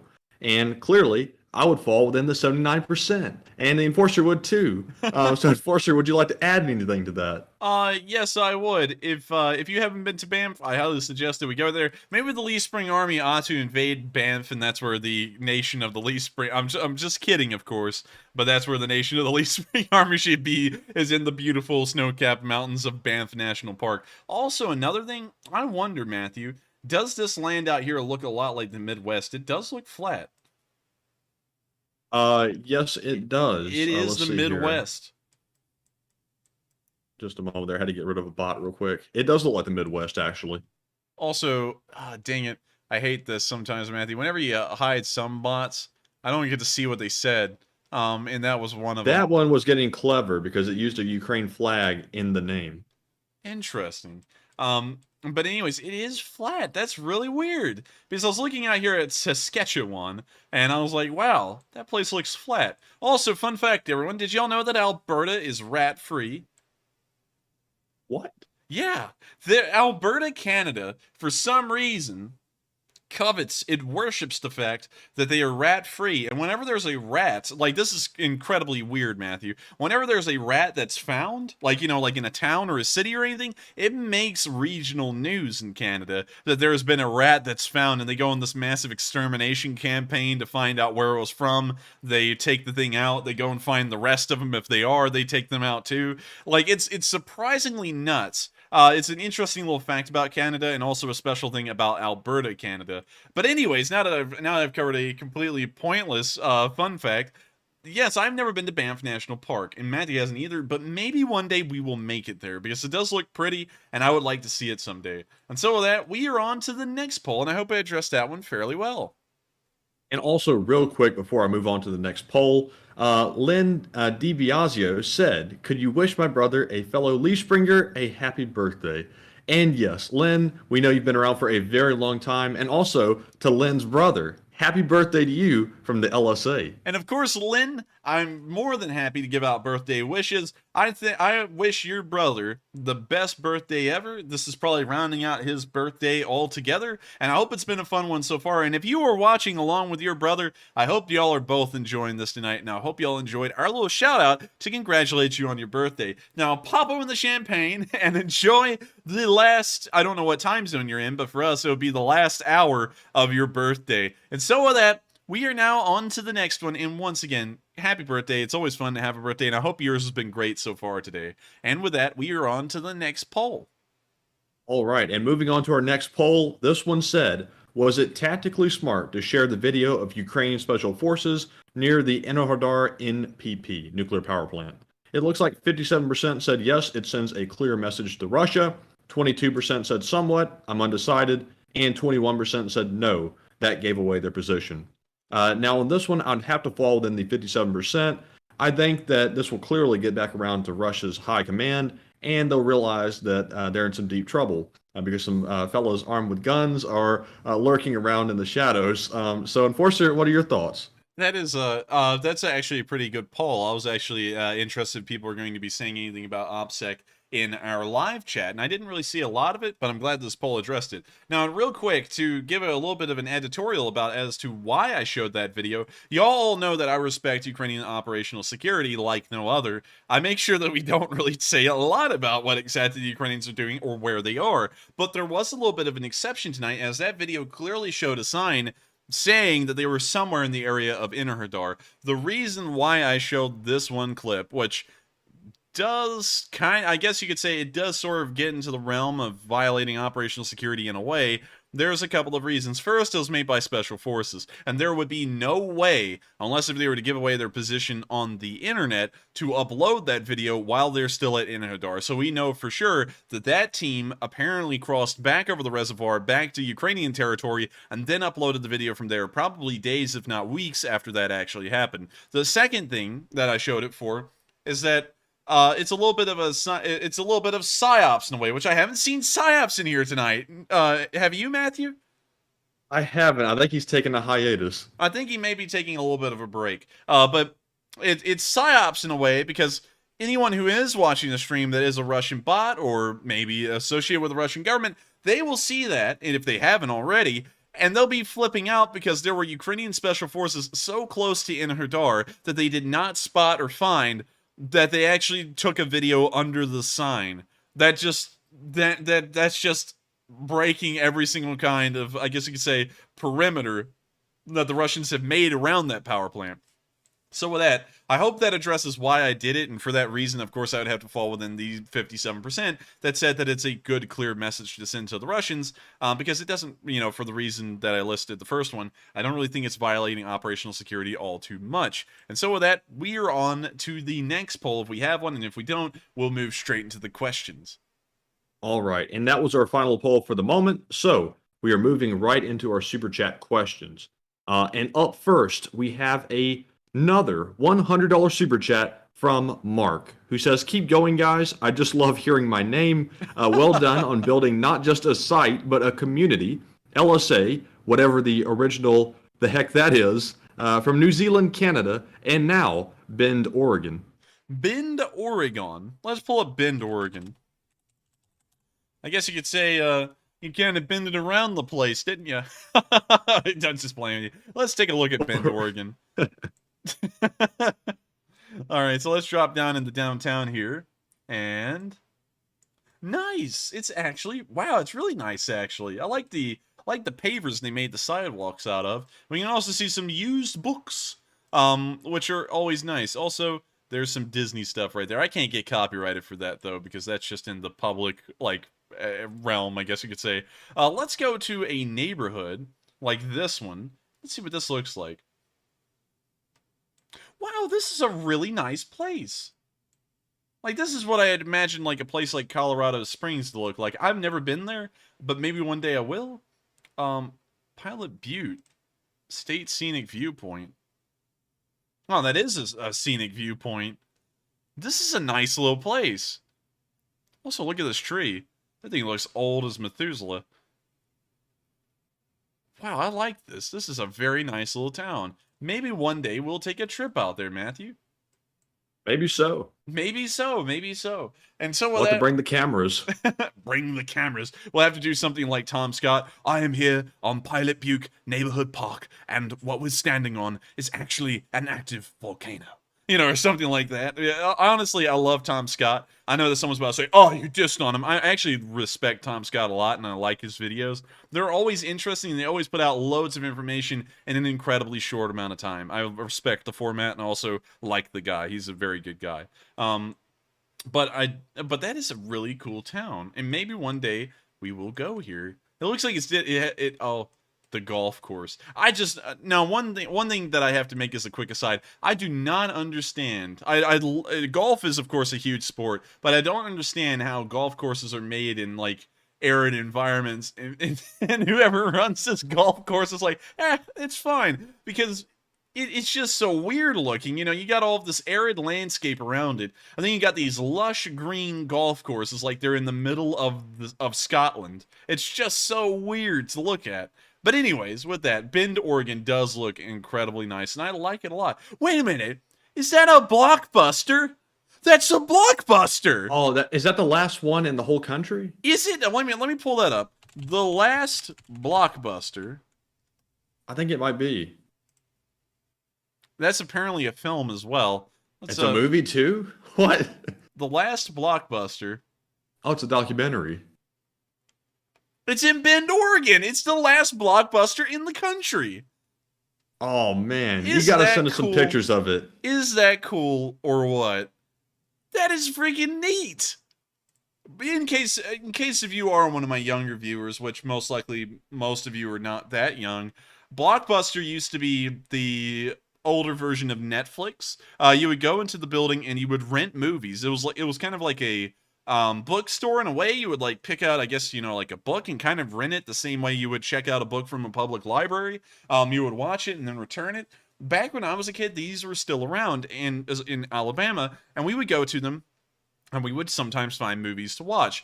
It was always distinct. Blockbusters had a certain smell and a certain feel, and you can never really replicate that again. And it's so cool to know that the last one ever is in Bend, Oregon. That's insane, and also a huge hit of nostalgia right there. But with that, I thank you so much once again, Mark, for bringing that up and letting us see the last blockbuster in the entire country. And with that, we're now going to be moving on to the next question. I hope you enjoyed hearing your name said multiple times, Mark. And so with that, Mark, we are now on to the next one. And thank you once again. And also, LSA! All right, and moving on to your next super chat, we have a $30 donation from White Lightning 777, who brings up a somewhat controversial topic. He says, I'm sorry I'm late, but the A-10 should be treated as a bomber, not a fighter. MiG-29 can be a bomber escort, just like the P-51 Mustangs escorting B-17 bombers. And who said that? White Lightning 777. White Lightning 777. Why?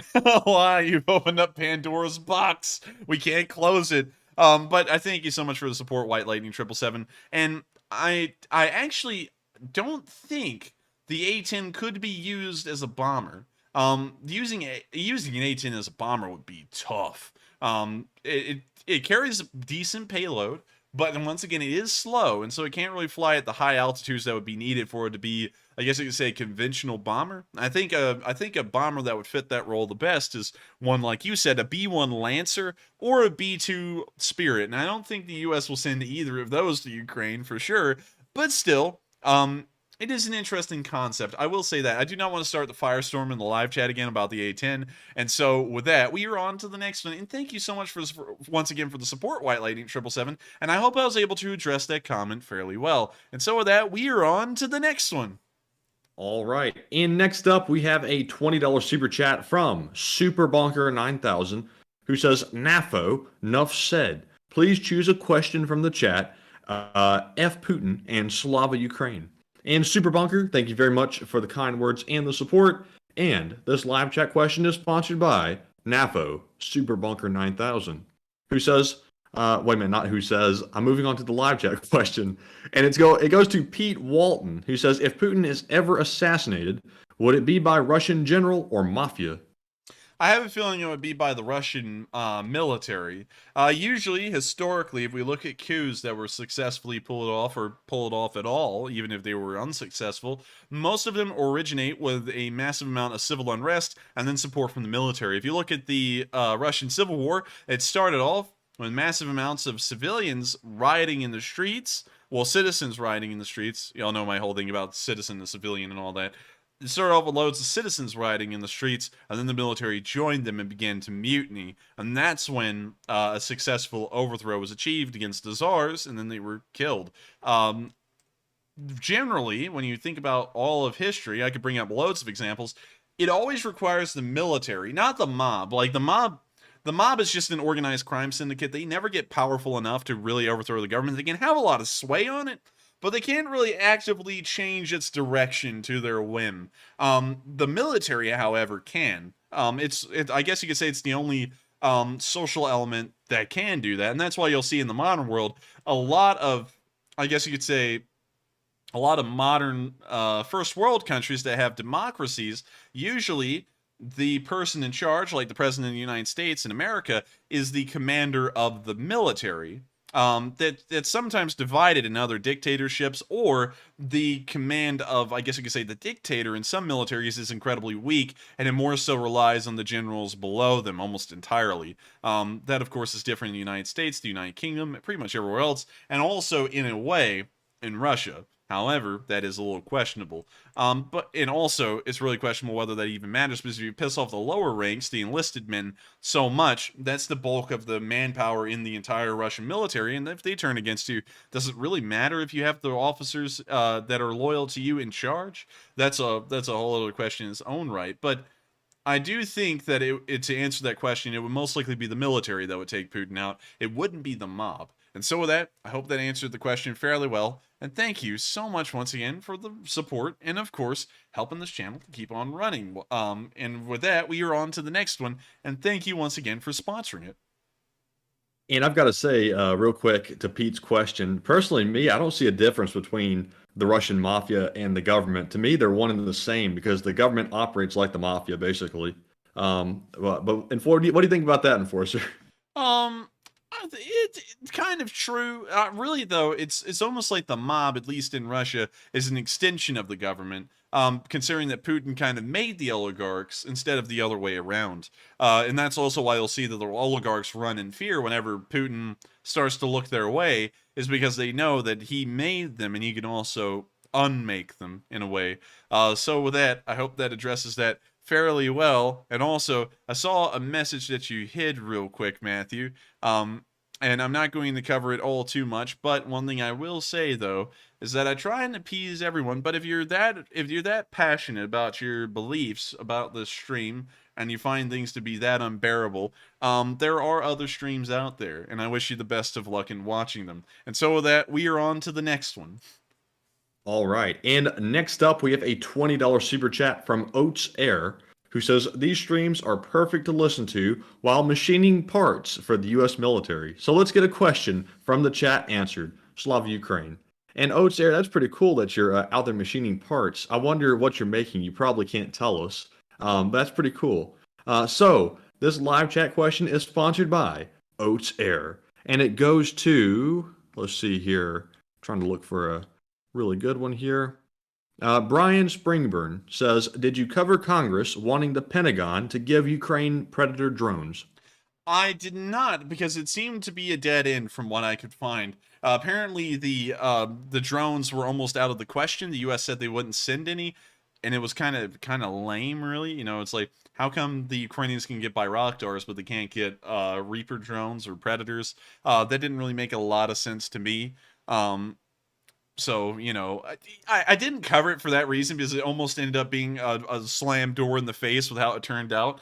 So to answer that question, I did not. I hate that, honestly, but still, it didn't really amount to much. But I do thank you for asking that question. It was a really good one. And also, thank you so much for the support, Osair, and also for sponsoring a live chat question. It was a really good live chat question that was sponsored. And also, that is really cool to hear that you're machining parts for the U.S. military. I'd be interested to know which ones, but of course, if that violates any kind of OPSEC, of course, don't share. But with that, thank you so much for the support, Osair, and thank you for sponsoring that live chat. And I hope we were able to answer that question fairly well. And so with that, we are on to the next one.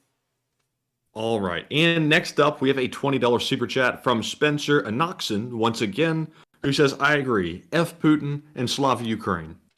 And also, I also agree, F Putin and also Slava Ukraini. And so with that, we are on to the next one. Thank you so much once again for the support. And moving right along, we have a $20 super chat from Matt J, who puts in a picture of a crab, plus Ukraine with a strong arm, plus Russia with the devil face next to it, equals sunflowers. Interesting. A very interesting mathematical equation there.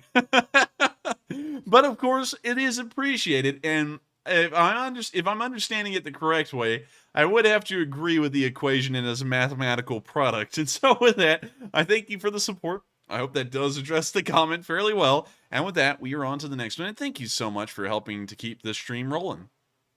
All right, and moving on to our next one real quick. I'm just trying to add something to the spreadsheet. There we go. Moving right along, we have a $20 super chat from BL Parak, who says Konstantin, a Russian who owns the Inside Russia YouTube channel, said that many of his Russian friends that were for the war are now against it due to mobilization. Konstantin has always been against the war. Interesting. And that's also a pretty interesting insight into what's going on in Russia. And I do feel like the public opinion has been flipped on its head. Even if Putin tries to call this a partial mobilization, it may as well be a total mobilization, considering all the factors at hand. And I bet you that the Russian public and its trust and its, I guess you could say, confidence in the government will begin to wane as time goes on. It's almost a certainty at this point. I believe there's now a timer inside of Russia where things will eventually boil over if the Russians don't begin to backtrack and try and fix the problems that have now been created. And so with that, I thank you so much for the support and also bringing that up. I do believe that is a pretty interesting standpoint and also once again shows the fracturing that's going on inside of Russia, and I hope we were able to address that comment fairly well. And of course, thank you so much once again for the support. And with that, we are on to the next one. And next up, we have a $20 super chat from Carson Larimore, who says, before Russian mobilization, was it only allowed to be called special military operation? To call it as war was jail time. Now that there is mobilization, doesn't this constitute a war? A very good question. Apparently, according to Putin, it's still a special military operation, and that law still stands. You can't call it a war. You can only call it a special military operation, or you risk the chance of going to jail. And so with that, I know that's a little bit of a short answer, but I hope that answers the question fairly well, because as far as I can tell, Putin still is living the lie, even though it's clearly become a war for the Russians, that it's a special military operation. And so with that, I hope that answers the question fairly well, and thank you so much once again for the support. And with that, we are on to the next one, and thank you once again. All right, and real quick to go over a poll that I just ended a moment ago. This one was specifically asked for by longtime channel legend William Allen, and the poll said, if you are a marksman, are you former military, law enforcement, etc.? It looks like only 3% said former law enforcement, 22% said former military, 41% said this poll does not apply to me, and 34% said none of the above. So, William Allen, I hope that satisfied your curiosity. It looks like mainly military, hardly any former law enforcement, but pretty interesting. And Enforcer, would you like to add anything to it? That is actually a pretty interesting one. It kind of breaks down how I thought it would. It usually seems like a lot of the marksmen that I've heard of kind of just cropped out of the civilian world for the most part. And I think that's why we saw a lot of people say that it doesn't apply to them, and that's because they weren't either in law enforcement or the military. And it's very interesting to see that there's a massive marksmanship group in the United States that did not have any sort of, I guess you could say, military training or any kind of law enforcement experience for that matter. And so with that, I hope that addresses the poll fairly well. And we are on to the next one. And thank you once again, William Allen, for suggesting that poll. It was a really interesting one. All right, and moving on to our next super chat, we have a $20 donation from Patrick Sheehan, who says, the Russians should take their future into their own hands. Stop being patsies and revolt. Can you reread that one again real quick? Patrick says, the Russians should take their own future into their own hands. Stop being patsies and revolt. And I would have to agree. I believe that the future should be taken into their own hands. But there is one thing. There's one key ingredient that will most likely not lead the Russians into any kind of violent uprising. Their lives are not at stake. They are indirectly at stake in a way, but they're not directly at stake. A serious calamity will have to occur in Russia to really make them rise up. It's always that way throughout history. A lack of food is one of the greatest motivators. Usually people will kill for some food. You can look throughout all of history, and that's usually how a lot of coups begin, like in the Russian Revolution, or in France during the French Revolution, or any revolution for that matter, except for the American one. That one was entirely about taxes, which is kind of an outlier. Most of them were about food and not eating and being incredibly poor. And they don't have that motivator yet. They are getting poor, but they are not going hungry yet. And once they start going hungry, the Russians are going to have a massive problem. And so with that, I hope that addresses the comment fairly well. I do believe that they should rise up now, but historically there is a missing ingredient there that will lead them to finally uprise in a violent revolt. And so with that, I hope that addresses the question fairly well based off of some historical precedent. And with that, we are on to the next one. And thank you once again. All right. And next up, we have a $20 super chat from Douglas Newman, who says, "Great job. I passed my question on to a regular chat question, please." And hopefully we're not going to run out of live chat questions before we get to them. But this one is sponsored by Douglas Newman. And it goes to Island Times, who says, "How much of Russia can Ukraine annex?" How much of... Oh, none. If they tried to do that, Russia would nuke them. That's one thing I'd know for certain. If Russia's actual territorial integrity is compromised by the Ukrainians, and they start to make untold amounts of ground pushing towards cities like Kursk and Belgrade, the Russians would make no hesitation to start nuking Ukraine, as the situation would be entirely out of their control, and there would be no way to stop it at that point. And so, with that, I hope that answers the question fairly well. I know it's probably not a good answer. Well, a good answer is in like a positive one that supports Ukraine, but in that situation, that would be a terrible move for Ukraine to start an offensive war into Russia. That is begging for nuclear war. And so with that, we are on to the next one. I hope that answers the question fairly well. I could be wrong. Maybe Ukraine could push into Russia and take some of it, and there would not be a nuclear war, but I'm still very reluctant in going down that route. But I still hope I answered that question fairly well, and we are on to the next one. And also, thank you so much for sponsoring that live chat question. And with that, go ahead. Yes, indeed. And real quick, before we move on to our next super chat, we have one more poll to address. This one is, do you think the Russian government is essentially the ruffian Russian mafia? It looks like 79% said yes, they are one and the same, and 21% said no, they are two separate things. Y'all already know where I stand on it, but Enforcer, do you want to add anything to it? I would have to say that the Russian government and the mafia are one and the same. But once again, I think our question was more so, and maybe this would be a good poll, Matthew. Does the government in Russia derive its power from the mafia, or does the mafia derive its power from the government in Russia? Oh, I would say to that question specifically that the mafia derives its power from the Russian government. And that's one thing that I would have to say would be the question I would ask, because certainly the mafia and the government in Russia are literally the same entity. They almost operate in the exact same ways. In fact, the government... Although, Enforcer, there can be multiple mafias, and the biggest one I would say is the government. That's true. Also, another interesting way to look at things, and y'all start to see the similarities here if y'all have never heard about this, but governments in general operate like mobs. Don't think that's a massive jab on me and that's getting into my politics or anything, but when you look at how they operate, it's incredibly similar, especially if you look at the Italian mobs of the 20s and 30s in the United States. The Italian mobs of the 20s and 30s in cities like Chicago would ask businesses that were within their quote-unquote territory for protection money. In the U.S., in a way, that's a lot like taxes. And if you look at it that way, that's incredibly weird, because through that protection money, the mob would then raise gunmen.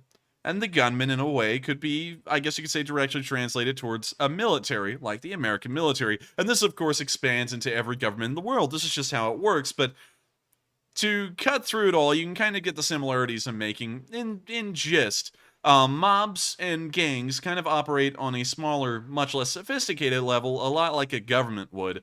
And it's very weird to look at something that way. Of course, it doesn't change anything. Governments will be in charge until the end of the time, and they are necessary institutions to make sure that society can continue to function in a civil way.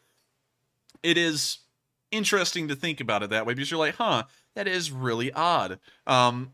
But still, someone did say N8 said organized crime is scary. It is very scary, because unlike the government, which does make a large amount of social contracts with the public and upholds that, the mob doesn't.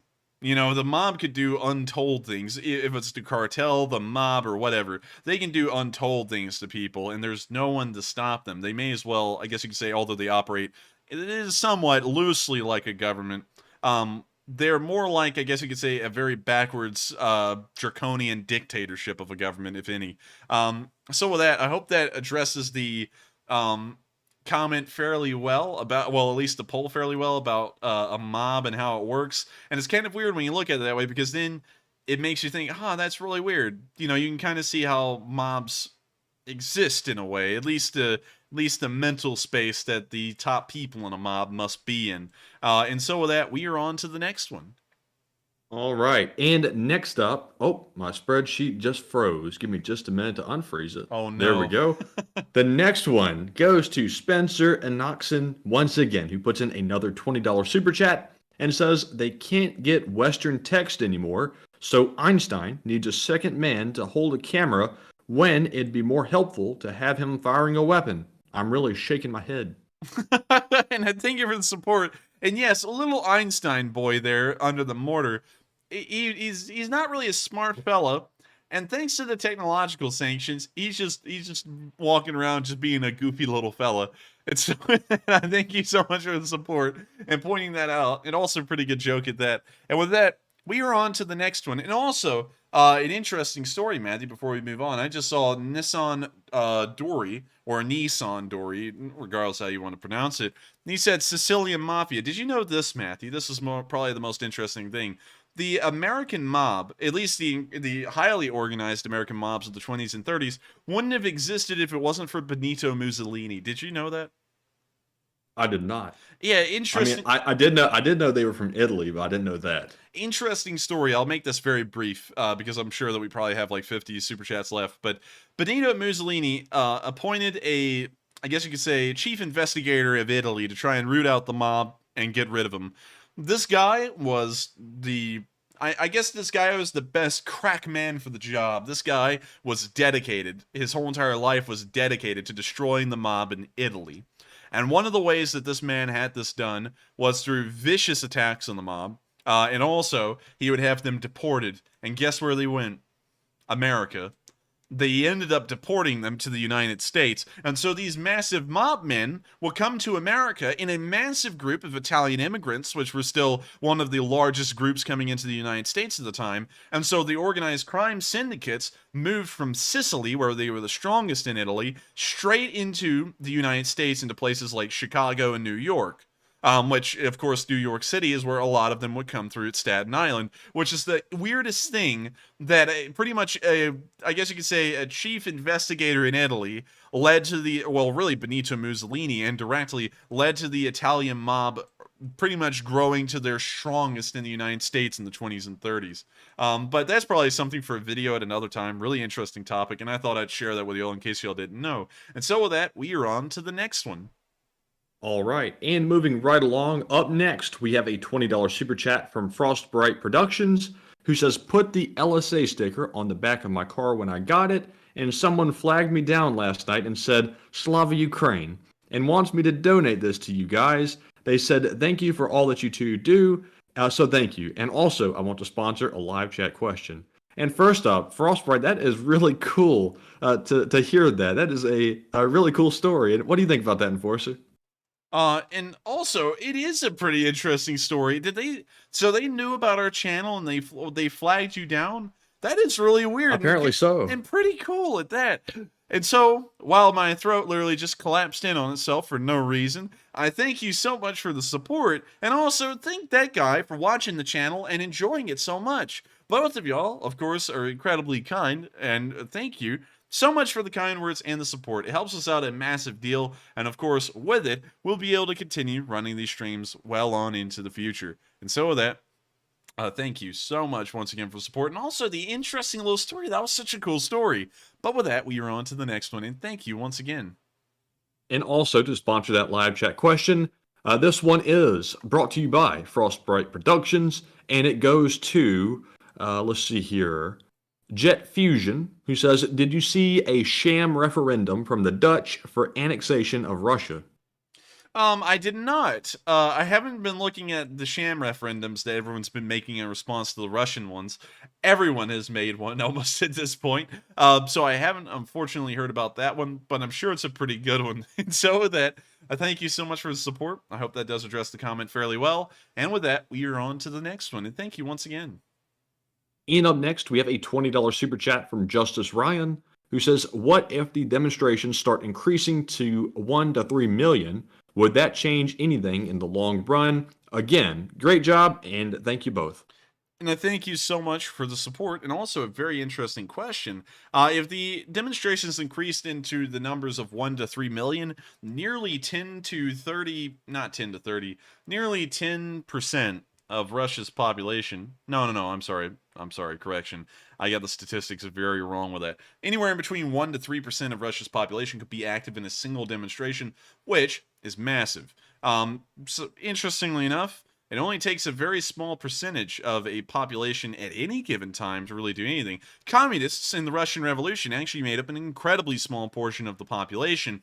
It's just that the large part of most populations are incredibly inactive. They don't really side with anything enough to, I guess you could say, contribute to it, but they will be sympathetic to a cause. And so, by being sympathetic to it, in the end, this tiny percentage can get a lot done.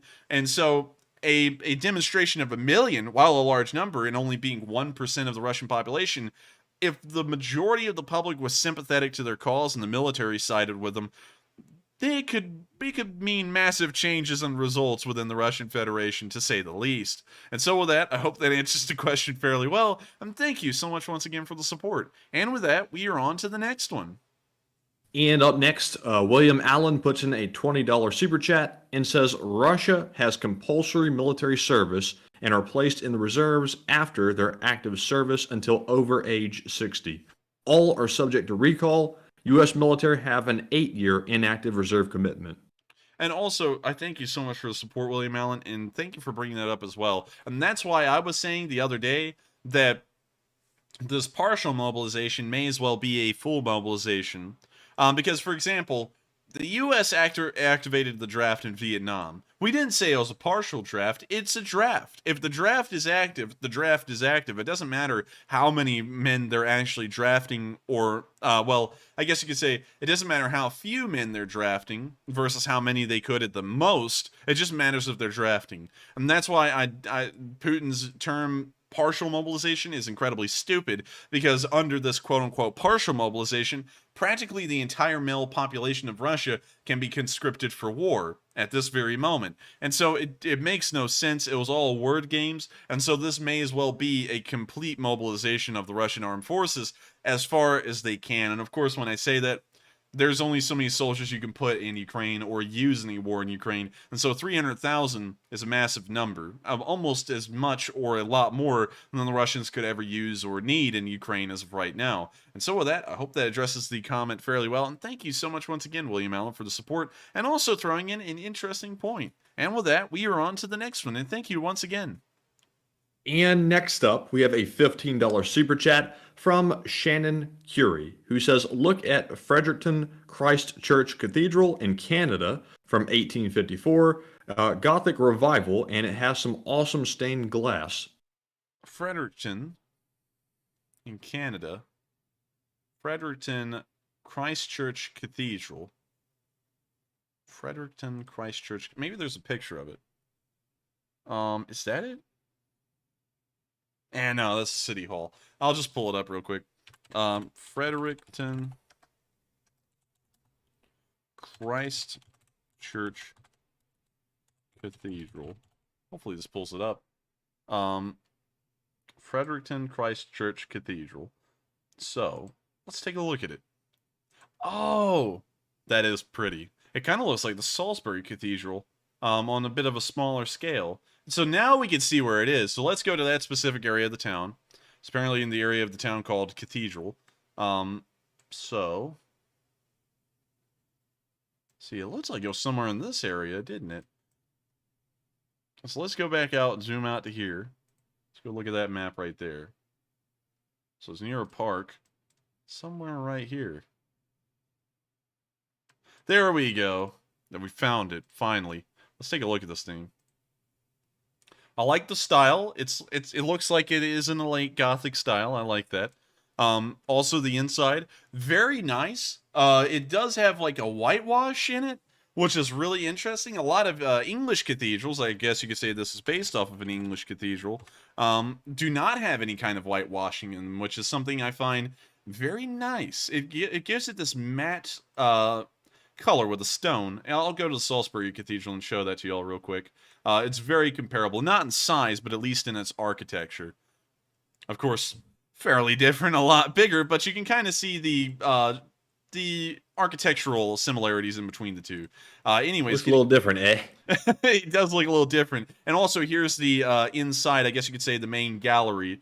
I actually forgot the exact terminology for the parts of a cathedral, but I believe this would be the main gallery. Those are the vaults up on the ceiling. And I forgot what the sides are called. I'm sorry, everyone. I don't know cathedral terminology all too well. I haven't used it a lot recently. But you can see that it's not whitewashed. This is actually just the natural stone's color. But I do like the whitewashing in this church. It does look nice. And I also love the wood vaulting that they made up top. Also, we can see that they showed off the pipe organ. All in all... Oh, look! Also, you can see the seal of the royal household here, which is nice. Really nice, actually. And, of course, reminds everyone that Canada's head of state is still the King of the United Kingdom of Great Britain and Northern Ireland, which is King Charles III, which it used to be Queen Elizabeth II. But anyways, it's a very nice church, and I'm glad that you once again threw that in. I remember that someone asked us to take a look at this cathedral a while ago, but due to time constraints, we couldn't. But I'm glad that we were able to get around to looking at it again, because that is a nice-looking cathedral. And so with that, I thank you so much once again for the support. I hope we finally got around to looking at this cathedral and seeing it for once. And with that, we are on to the next one, and thank you so much once again. And next up, we have a $12 super chat from Ritz Flying Circus, who says, do landmines have issues in snow and ice? I love the stream, and keep up the excellent work. And thank you so much for the support. And also, to answer that question, I do not think snow and ice affects landmines all too much. Most landmines are weight sensitive, and so snow, of course, being incredibly, I guess you could say, one of the least dense ways that you can have water anywhere on Earth, including ice, which is one of the other ways it can be as less dense as possible. It doesn't add a lot to the weight that's on top of these mines, even if it's feet thick. It would take an infantryman walking over one if it's an anti-personnel mine, or a tank or a vehicle rolling over it for an anti-vehicle or an anti-tank mine to still set them off. As far as I know, weather does not affect mines all too much. And so with that, I hope that addresses the question fairly well. Take it with a grain of salt. Once again, it's working off of layman knowledge. I don't know everything about mines, but I assume that that would be the way they work. And so with that, we are on to the next one. And thank you so much once again. And next up, we have a $12 super chat from Outback Touring Australia, who says, what is NATO's next move considering the mobilization of Russian reservists? I would say... Can you reread that one again real quick? They said, what is NATO's next move considering the mobilization of Russian reservists? NATO's next move may be to ramp up support for Ukraine or keep the support coming in as usual. There's not really much more that we can do at this point rather than going into all-out war, and that's something that NATO is trying to avoid. And so with that, I hope that answers the question fairly well. I know it's a short one, but I do think it answers it pretty well. And so with that, thank you so much once again for the support. And with that, and now that I've said that about 5 times, we are on to the next one. And thank you once again. All right. And next up, we have a $10 super chat from Santiago Flores, who says, donating a live chat question and keep up the good work. And Santiago, thank you once again for the support and also the kind words. And this one is sponsored by Santiago Flores. And it goes to Richard Sears, who says, isn't EU airspace closed to Russian planes? How are they flying out? Great question. I believe the EU airspace may be closed to Russian aircraft. Let's pull that up. Is EU airspace closed to Russian aircraft? EU shuts airspace to Russian planes. Is the EU, let's see. So apparently, according to Radio Free Europe, it is still banned. However, we did see on that radar that there was some kind of corridor that was made by the Russian aircraft. Let's go back and look at that again, because it does look like it dissipated at a point. So let's go back and see. There's one aircraft, starts flying over Poland. But notice this. All of them follow the exact same corridor, it appears, over Europe.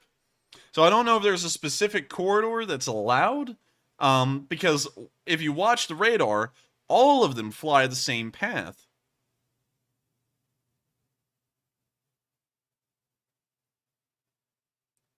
And this was taken on September 21st of 2020. And we go to Flight Radar 24, which we can pull that up.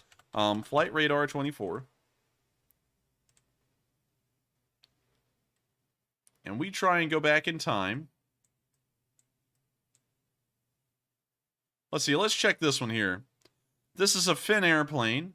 This is a, unfortunately I cannot tell you. Let me close that up top.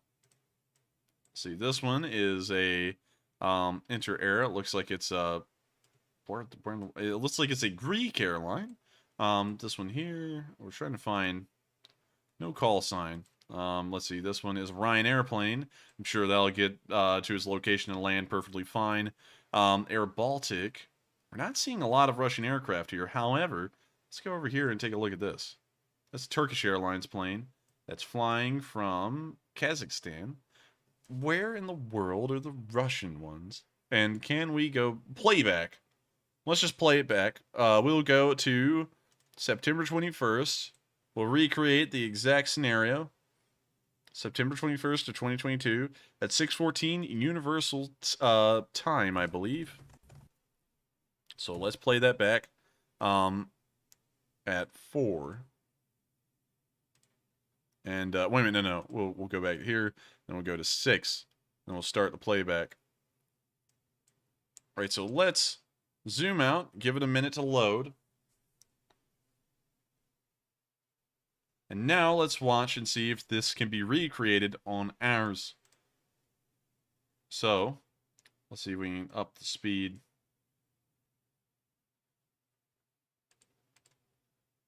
Up the speed a little. Okay, so we can see one here flying to Minsk. We're going to up the speed a little bit more.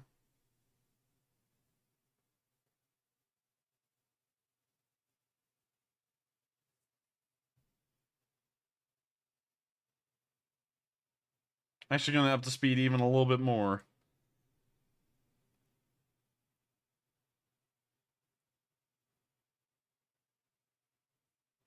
So we're waiting for an aircraft to eventually fly somewhere out of Russia. The H-25B looks like it may be the first one that is going to fly out of Russian airspace. We can also see this Star Alliance aircraft, a Turkish Airlines plane, flying into Russia. But you now see that the private jet has now flown out of Russia and it's flying into Poland. We can now see another aircraft, some kind of a Su-1836, an Aeroflot aircraft, now flying into Belarus. And now it appears that its transponder was turned off at that point. No, wait, no, we see it again.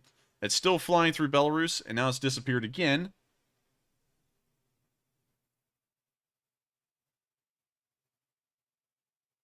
It's now disappeared. So apparently now there's a playback error. I can't tell if we were able to recreate this exact video. I'm not exactly sure, but I don't know. I mean, it is closed. Maybe there was some kind of air corridor set up, or maybe that was misinformation. I'm not entirely sure. I would trust Flight Radar, though, considering that it was done on their website. But with that, we are on to the next one, and that was a great question to bring up. All right. And up next, we have a $10 super chat from Kevin, who says, when you get a chance to look at the time and place, it is not a thing like that is a good idea for me and my personality traits and what is. Can you reread that one again real quick? Yes, Kevin says, when you get a chance to look at the time and place, it is not a thing like that is a good idea for me and my personality traits and what is. Well, I thank you very much for the support, and I will take your comments under advisement, and thank you for sharing them with us. And so with that, we are on to the next one, and thank you once again for the support and helping to keep this channel running. All right. And next up, we have a $10 super chat from Spencer and Noxon again, who says, it's a massive disgrace that one human can cause so much death continually. Putin equals worthless. And Spencer, I agree with you 100%. And I would have to agree with you 100% as well. It's despicable to think that one crazy madman could do such damage and destruction to innocent people, and I do think that it's absolute sickness as well. And so with that, thank you so much for the support. I hope I addressed the comment fairly well. And with that, we are on to the next one. And thank you once again. All right. And up next, we have a $10 super chat from Michael Cabrera, who says, I met one person from Alabama in Selma. In my life, I was in the Army, and he gave me a compliment. He said, you're all right. Let's see. Michael, I would say it, but you two might get us for saying that, so I have to skip over that part. He says, you're a real piece of work. You both appear to be real Southern gentlemen. And thank you for the kind words as well. And thank you so much for the kind words. I don't know exactly what the part Matthew skirted over, but of course, we do have to be incredibly careful about YouTube. YouTube can get us into trouble for a lot of things. But of course, I thank you so much for the support. And thank you very much for the kind compliment saying that we're some nice Southern folk. We try our best, and hopefully I set a pretty good example for what for who we are. I can't really speak about the entirety of the South, but hopefully I set a good example nonetheless. And so with that, I thank you so much once again. I hope that addresses the comment fairly well. And with that, we are on to the next one. And also, real quick, Matthew, how many super chats do we have left? So we're currently sitting at about 35. Oh, goodness. And so with that, we are goodness. Oh, goodness. And so with that, we are on to the next one. All right. And up next, we have a $10 super chat from Tucker Carmichael, who says, hey, I'm new to the channel. You guys are great, and thanks for creating such a great stream. And Tucker, thank you very much for those kind words. And thank you so much for the kind words as well, Tucker. I'm glad that you're new. I hope you stay around and become a member of this Leaf Spring Army. And thank you so much for the kind words and helping to keep this channel running as well. It means a lot to us, and without support from our viewers, it wouldn't be possible to keep this thing rolling. And so with that, we are on to the next one, and thank you so much once again. And up next, we have a $10 super chat from John D. Amato, who does not leave a comment. And we also have a $5 super chat from Cade Riddle, who also doesn't leave a comment. But big thanks to you both, Cade and John, for the support, and we appreciate you very much. And moving right along, we have a $10 super chat from Joseph M. Seco, who says, Totoro. Totoro. I'm not going to let that go. K-E-K, LOL. It's a World of Warcraft thing that's saying, so I'm broke. You think you could give me like 50 back since I've given like 150? Well, thank you for the support. And also, it's interesting here that Totoro is a World of Warcraft thing. Now, I don't know. I don't know if this is a bank. Like, I don't know if there can be like a deposit and then a withdrawal made. But I do thank you for the support. And of course, I highly suggest that if anyone does get into a bit of a bind where they can't really support this channel, make sure to put yourself over the channel. We will be fine. And of course, I thank you all so much for supporting us and helping us to keep this thing running. And so with that, we are on to the next one. And thank you once again. All right. And moving right along to our next super chat, we have a $10 donation from Blue Neptune, who says, it looks like Putin wants this to get more extreme. Are you ready to keep going? Yes, we are ready to keep going. The question is, can the Russians keep going even if they're ready to go? So no. And the answer to that is no. And so with that, I thank you so much for the support. I hope that does address the comment fairly well. And with that, we are on to the next one. And thank you once again. And up next, Duncan VR puts in an $8 donation, and he comes back with the animal and sheep noises once more. He says, Baba dentist started to pull Putin's teeth out to shut him up. Baba ouch. Baba special moron operation. Baba woof yeehaw. Yeehaw. Baba meow. I feel silly. Baba oink oink meow. Baba. Well, thank you for the support, Dunker VR. I don't even know what the message was in that one, but it was funny to listen to Matthew make baba bb noises for like a minute. And so with that, thank you so much once again, Dunker, for supporting this channel. And we are on to the next one. I hope you enjoyed torturing Matthew another night. Yes, indeed. And up next, we have a $5 super chat from Steve Smith, who says, is the song at 3 minutes about Turkish drones? Also, have you seen Hawkeye vehicles being sent to Ukraine for testing? I have not seen the Hawkeye vehicles being sent to Ukraine for testing, and also the song in the first 3 minutes, well, actually the last 3 minutes of our 10-minute countdown, is the Bayraktar song, and it is all about the Turkish Bayraktar TB2 drones. And so with that, I hope we addressed that comment fairly well, and thank you so much for the support. And with that, we are on to the next one. And up next, we have a $5 super chat from the BK Knight 3, who says, can we get the newly released serviceman from Azovstal, Kiev McDonald's Heroes Meal, or perhaps celebrate Oktoberfest style? Yeah, I think getting them a McDonald's would be great. I don't know if all of Ukraine is a big fan of McDonald's, like the defender of Chernihiv, who said he defended the city for McDonald's alone. But if they are like that, then they all ought to get some McDonald's. Hell, why not have them both? You know, there's a phrase out there that says, you can't have your cake and eat it too. And I don't know who in the world is out there getting cakes and not eating them. I thought that was the whole point of getting a cake. So why not let them have their cake and eat it too, and let them have Oktoberfest and McDonald's food? Why not both? And so with that, I thank you for the support. I hope that does address the comment fairly well. And with that, we are on to the next one. And thank you once again. And up next, we have a $5 super chat from Lewis Highsmith, who does not leave a comment, but thank you very much for the support, Lewis, as always. We also have a $5 super chat from CH, who says, one good thing to come out of the mass Russian evacuation is the citizens will finally have internet access to get real war information and numbers. These people might phone home and tell their relatives. And that's true. That may be a good point. But I think that by and large, the damage is already being done just by them being sent. The mobilization appears to be taken very poorly by the public, and also the families that are affected, as well as the soldiers that are, well, the brand new soldiers that will be sent over there. But still, that may also add a little bit into the pot and start to degrade, I guess you could say, Russian stability even quicker than before. And so with that, I thank you so much for the support. I hope that addresses the comment. And with that, we are on to the next one. And thank you once again. And up next, we have a $5 super chat from ZYT, who says, are you worried at all about the orcs finding your identity through the face reveal? No, I'm not really worried about them finding out my identity through face reveal. It doesn't really matter.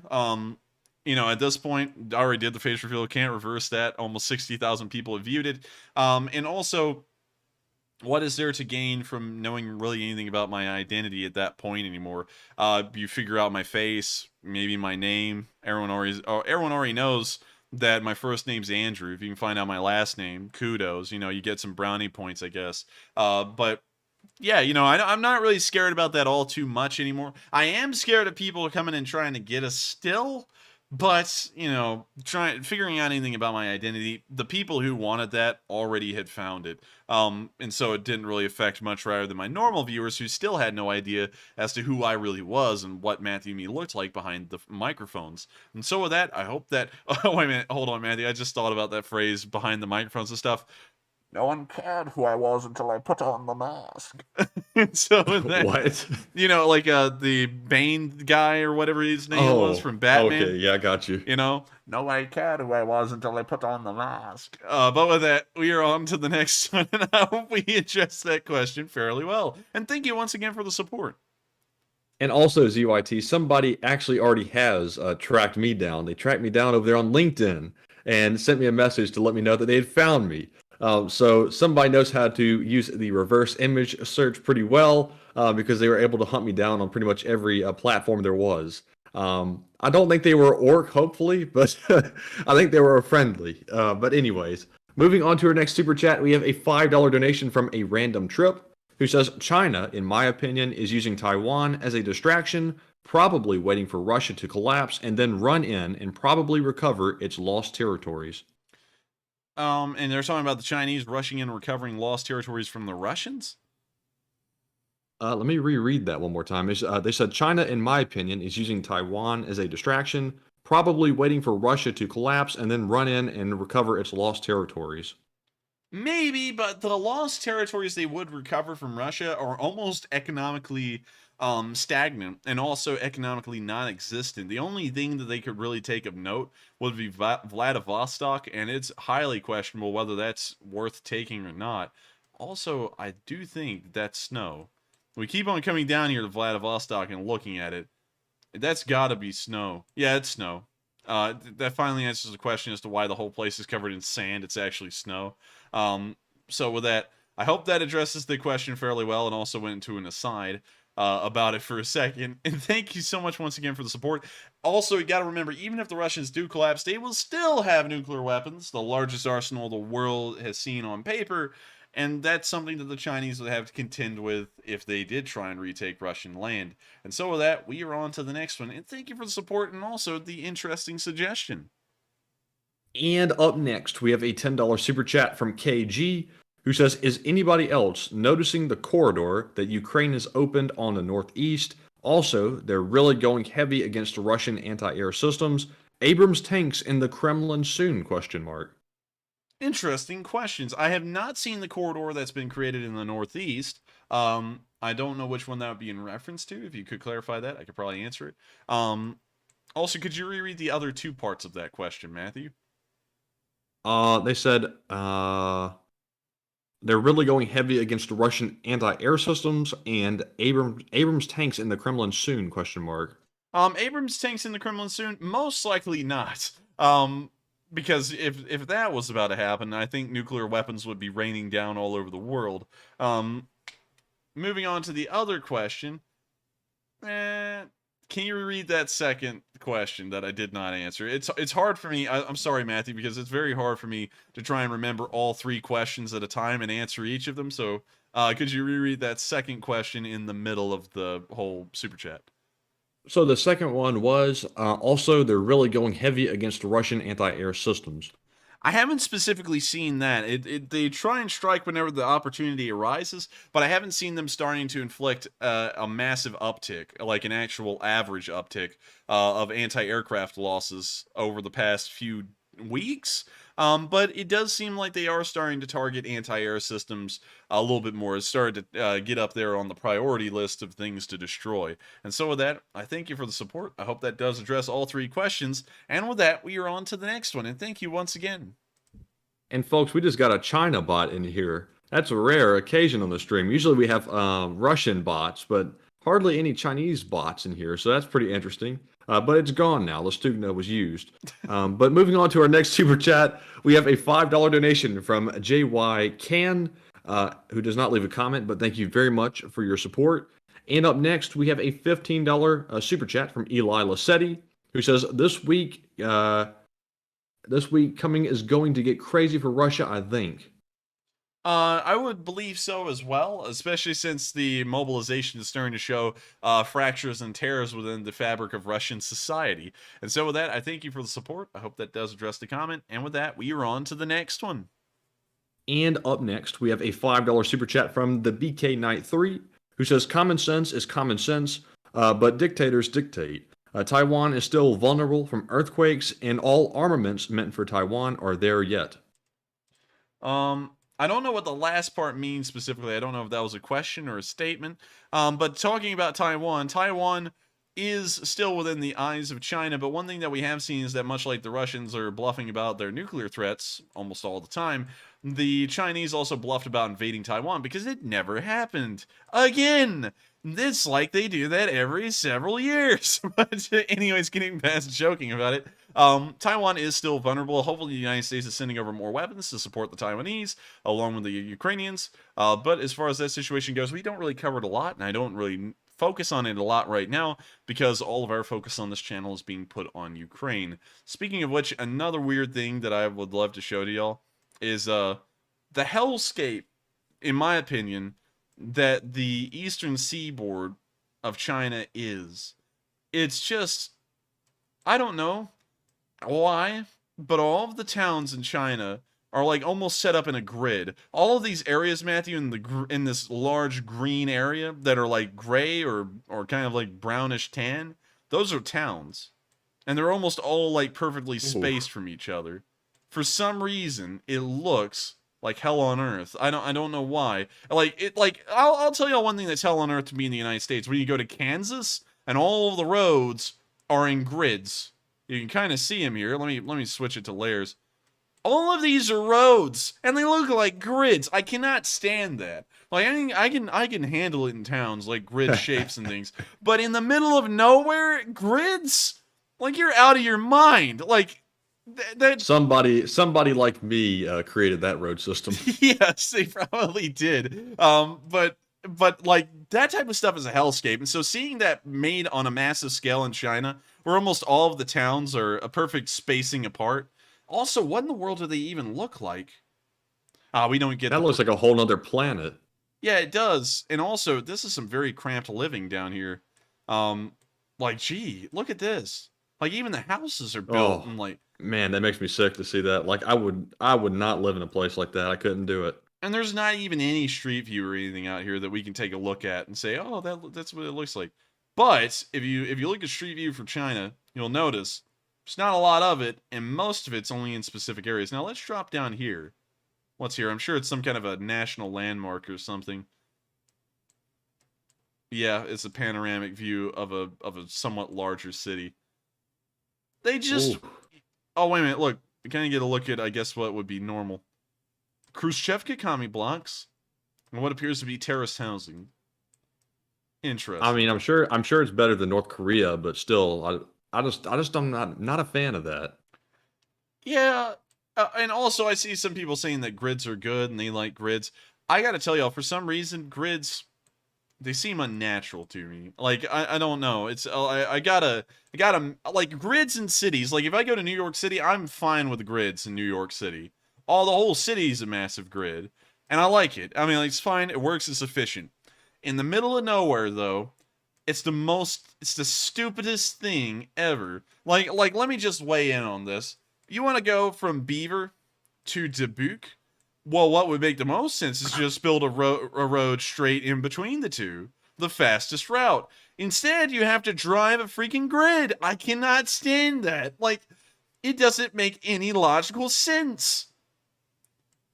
Also, here's the area. Yeah, it's just flat. This was taken in 2009, by the way. That's why the man, that was a depressing looking picture too. The like coloring and everything on it was horrible. Yeah, true. But I just can't. I'm sorry, y'all. Like, this is a personal preference thing for me that will never change. I cannot stand grids in the middle of nowhere. It seems like the least efficient thing, especially when trying to get from point to point and town to town, to have to go drive through grids. Also, one other thing. I like how Paris and London are laid out. They grew organically, and so their roads look like they make no sense, but traffic-wise, they make a fairly good deal of sense. The major roads went to the major areas instead of building the roads somewhat in a more artificial way, and then if a major area popped up off of a major road, now everyone's having to drive down minor roads to get to a major area off of a major road, which doesn't make any sense. But still, I hope that addresses the whole aside I just had.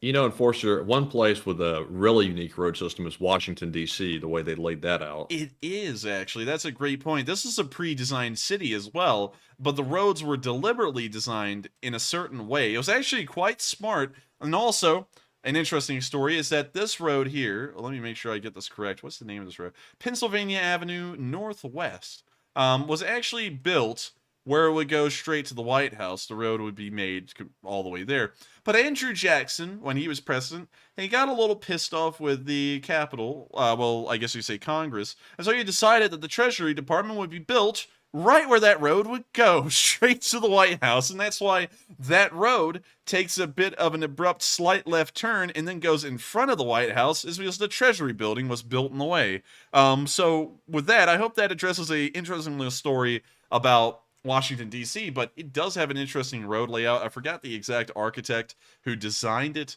but I do like it. It's a very interesting system of road work. And also, when you look at it from space, of course, someone's about to say some stuff about the Illuminati. Oh, well, I said that good. Illuminati. Yeah, Illuminati. No, I already see people saying Freemasons. Yeah, the Freemasons, the Illuminati. I don't know about any of that. I just think the road layout's pretty interesting. Anyways, with that, we are on to the next one. And up next, we have another $20 super chat from William Allen, who says, does China need to expand to be able to support their population? Will they exclude all the Russian males so their army will have wives for the men? I don't know about the last part.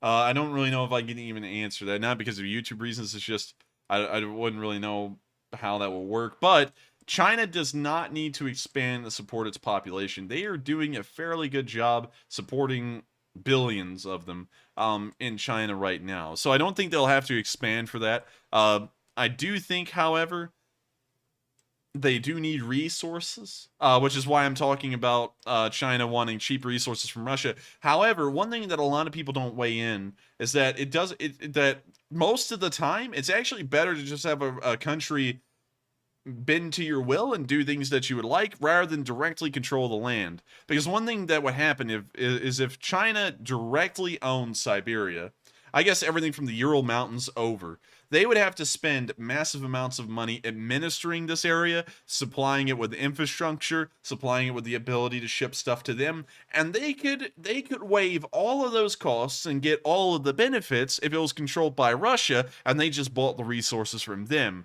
Then the cost of all of that administration, the infrastructure, and so on is levied on the Russian government and not the Chinese government, which weighs into their advantage a little bit more because it's a money-saving venture.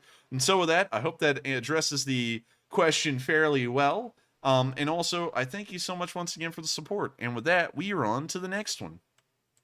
And also, Enforcer, I think we're going to have to put a cap on the super chats because we have 25 left to go, and we still have to get to our live chat questions. So would you like to go ahead and put the cap on it? Yes, we will have to put a cap on it. I thank you all so much for supporting this channel. Surprisingly enough, y'all have supported it so much, we can't answer any more super chats for the night. And so, Tucker Carmichael's we're going to read that one off because it came in like right after we said it. Yes, right before we said it. Tucker Carmichael's super chat will be the last one answered for the night. Any super chats sent in beyond that, we won't be able to answer due to time constraints. But if you would like to support this channel and ask a question and would like it to be addressed, make sure to throw it in tomorrow. The next stream will start tomorrow at 10 p.m. Eastern Time. Just throw it in first thing, and it'll probably be one of the first ones read off. And so, thank you once again, everyone, for supporting the channel. But to make sure that we can address everyone and thank them for supporting us and also answer y'all's questions, we'll be having to put a cutoff on it for the rest of the night. And so with that, we are now on to the next one. And also, one other thing, due to us having 26 of them left and we're already going into overtime pretty decently, the answers are going to have to get a little bit more brief. And I'm also sorry about that as well, but it's to make sure that we can get around to all of the super chats and live chats as well. And so with that, we are on to the next one. And next up, we have a $5 super chat from Junebug, who says, I'm about to drive to Florida from Texas. We'll listen as drive. Go Ukraine and go LSA. And thank you so much for the support. That's a long drive, and I bet we'll probably still be live by the end of it because these streams go on so long. But with that, I thank you so much for the support, and I hope we addressed that comment fairly well. And also, stay safe on a long drive like that. And so with that, we are on to the next one. And moving right along, up next, we have a $5 super chat from Philip Fixes, who says, the Wailing Mothers came on while I was driving, so I could only listen. Heartbreaking audio. Slava Ukraine, LSA. Enforcers, stay humble. F Putin. And thank you so much for the support and the kind words. And I'd have to say it was pretty tough to listen to too, because that was pure sadness that was coming out of those poor women, and you can probably sympathize with them in a way. I'm sure everyone can, seeing that no one really wants this war in Russia either. And so with that, I thank you so much for the support. I hope that does address the comment, and thank you once again for the kind words. And with that, we are on to the next one. And up next, we have a $5 super chat from Sitten and Vankin, who says, Enforcer Matt, to get NATO and U.S. jets into the action, should there be a new first American volunteer group, a la the Flying Tigers?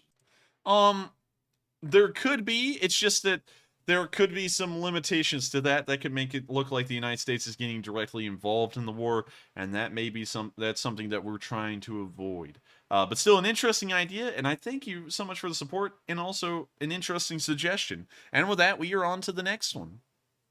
And up next, we have a $5 super chat from Spencer Anoxon, once again, who says, someone asked about A10 time. And we do not want to cover the A10 a lot on this stream. Also, I love how he can make it clear, Matthew, just as a quick little aside, because I saw that you executed someone just a minute ago. I love how we make it clear. Not everything we say is always accurate. Take it with a grain of salt, do a little bit of your own research, and then someone will go, listen to all the misinformation that's being said. It's like, we already say that not everything will be correct, and we'll try and correct it if we can. It doesn't make any sense. But with that, I thank you so much for the support. I hope we addressed the comment fairly well. And with that, we are on to the next one. All right. And up next, we have a $5 super chat from Anthony, who says, Enforcer and Enforcer Matt, what are your thoughts on the P-90 in Slava, Ukraine? The P-90... And is the P-90, is that a gun or an aircraft? The P-90 is a gun. The P-90 is that little, that kind of like little quirky gun. Yeah, I don't like that. I actually went to a gun store. Quick little story. You're going to make it as short as I can. Went to a gun store. Won't say where. And you have those certain kinds of people behind the counter that sell guns. What you want? They have to act all tactical, tacti-cool and stuff. And so I asked, oh, dude, wow, you got a P-90? That's cool. Can I see it? So he had to do all this tricks and crap with it before he gave it to me. And then I held it, and it just felt goofy. I've never really held a gun that felt as goofy as that. Like, there was no good place to put your hands or anything, in my opinion. Honestly, wasn't a big fan, but still, it is an interesting gun, and the French do like it a decent bit. So with that, I hope I addressed the comment fairly well, and thank you once again for the support. And with that, we are on to the next one. And I was seeing that right. That was a lot of plastic on that gun, right? Yes, it was almost nothing but plastic. Yeah. That's what I don't like about it. It's just the whole thing's plastic. It's almost like one of those Chinese knockoff guns. That's why I love the 1911, just raw steel. The whole thing is made of steel, but the grips. And so with that, we are on to the next one.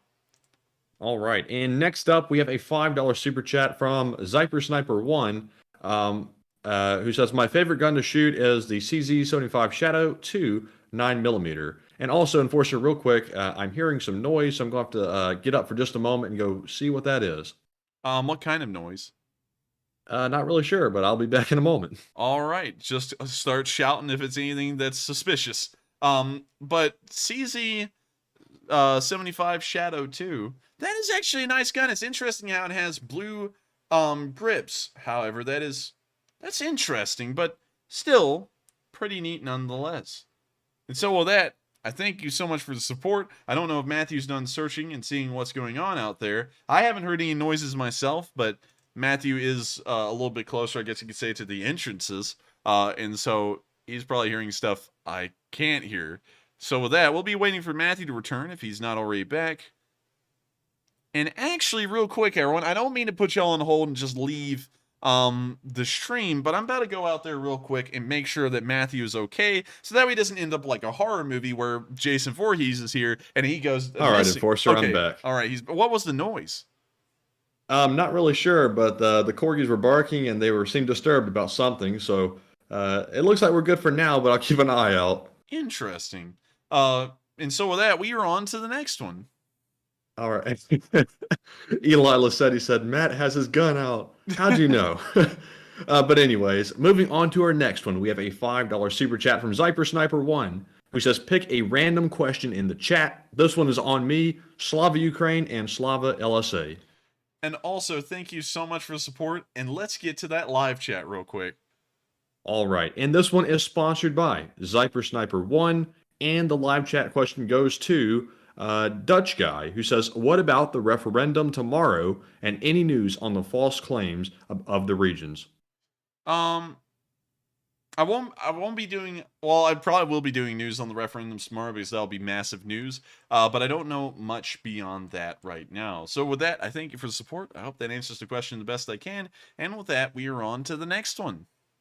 And up next, we have a $5 super chat from Sittin' and Thinkin', who says, would it be fair play for Ukraine to attack the polling places for the fake referendum? If yes, before they open or when they are open? Ooh, yikes! That's Ukraine wouldn't want to attack the polling booths, regardless of the time or anything.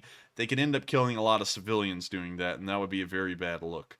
So with that, I hope that addresses the comment fairly well. And I thank you so much for the support. Also, remember, the Russians, even if they are supposedly closed or about to open, they could have civilians in the building as meat shields, so that way the Ukrainians did attack them. They could go, look, the Ukrainians are genocidal. They're killing their own people. They're trying to stop y'all from voicing your concerns. And we already know, regardless of what the Ukrainians did, the Poles are almost certainly going to come back saying they want to be a part of Russia. And so if they ended up killing civilians and that's still the end result, it won't look good for them. And so with that, we are on to the next one. I hope I was able to address that one fairly well. Also, another thing, Matthew, is that the dogs are barking, and it's in the back of my head because, I was talking about this the other day. Hopefully we're not getting swatted right now. Yeah, that would suck, right? Yeah, that would suck. Because if y'all don't know, there's like guns everywhere in my room. So if they come in here, they're gonna be saying, "Drop the gun." I'm gonna be like, "I don't have one." I don't have one in my hands. So hopefully we're not getting swatted. But with that, we're on to the next one. All right, and next up we have a $5 super chat from Mon Turn, who says road trip fund ? Interesting idea. We are wanting to go on the road trip, but due to us working so much on the stream, that's almost impossible. We haven't actually taken a vacation over the past 7 months at this point. So with that, we are on to the next one. And thank you once again. Maybe we'll have a road trip fund for when the war is over. All right, and maybe so. But up next, we have a $5 super chat from Spencer Anoxon. Once again, he's throwing in a ton of support tonight, and thank you very much for that, Spencer. He says, Enforcers, unfortunately, I got into a pro-Russian chat when I went to bed. I'll pay 5 to state how toxic it was, LOL. And the pro-Russian chats are pretty goofy. It's a lot of people just coping. And I love how people thought the pro-Ukrainian supporters, like me, were coping until we watched the Northeastern counterattack. And they're still coping. Not the Ukrainians, but the Russians. Now they're coping and saying that didn't happen and everything's fine. So with that, I thank you so much for the support. I hope that does address the comment fairly well. And with that, we are on to the next one. All right, and next up, we have a $5 super chat from Putin will hang in the middle of the Kremlin, who says, hopefully today, the other side of my face that got paralyzed after that face reveal gets better today. Why don't we pump a lot of videos where orcs are being put to sleep into Russian YouTube? Well, the one thing is that may violate community guidelines, so I may not want to do that because that could give me strikes. So may not want to do that, but still, it's an interesting idea. And so with that, I thank you so much for the support. I hope that addresses the comment fairly well. And with that, we are on to the next one. All right, and next up, we have a $5 super chat once more from Joseph M. Seco, who says, I'm totally kidding about my last chat. Totoro sucks. Where's my money? No, JK, seriously. What are we going to talk about when Putin's gone? Well, when Putin's gone, what we're going to talk about on the stream is all kinds of things. I would go into it in detail, but I've done that a million times before, and I just say, just wait. It will be good. Trust me, bro. And so with that, we are on to the next one, and thank you once again. And up next, we have yet another super chat from Spencer Anoxon, who puts in another $5 donation and says, remember, Russia has never developed their own computers. They use our systems. So if you look at it that way, we can shut down their whatever, whenever. And that is an interesting suggestion, but I'm not sure if it does work that way. Although it can, it could. I'm not exactly sure. I'm not exactly an expert in that field. But with that, well, not really, technically an expert in any field, but, I get by in most. But with that, thank you for the support. I hope that does address the comment. And with that, we are on to the next one. And thank you once again. And we have another super chat from Joseph M. Seco, who puts in a $5 donation and says, I think you got asked this the other night. You know what Blockbuster is, but not Charlie Sheen. Yeah, I mean, 38 letters, cry, watch, bear. Ferris Bueller Day Off. Well, I thank you for the support, and yeah, I mean, like, obviously I know what Blockbuster is. I went into that store. I didn't have to meet Charlie Sheen every day, but I did have to go into Blockbuster every day. So with that, I thank you for the support. I don't know what the last part's about, but we will try and watch Ferris Bueller's Day Off eventually and see Matthew on the big screen. And so with that, we are on to the next one, and thank you once again. And next up, we have a $5 super chat from Appalachia Run, who says Russia doesn't have a government. There's organized criminals who have Russia. That's pretty true, but once again, you know, that's kind of I guess a philosophical thing. Is every government a mob? Kind of. And so with that, I thank you for the support. I hope that does address the comment. And with that, we are on to the next one. And up next, we have a $5 super chat from Blue Neptune, who says, what identifier do you guys use on your transponder? I don't know, because I don't think we have a transponder. So we don't have one of those. Yeah, so with that, I hope that addresses the question fairly well, Blue Neptune, and thank you once again for being an Old Guard member. And with that, we are on to the next one.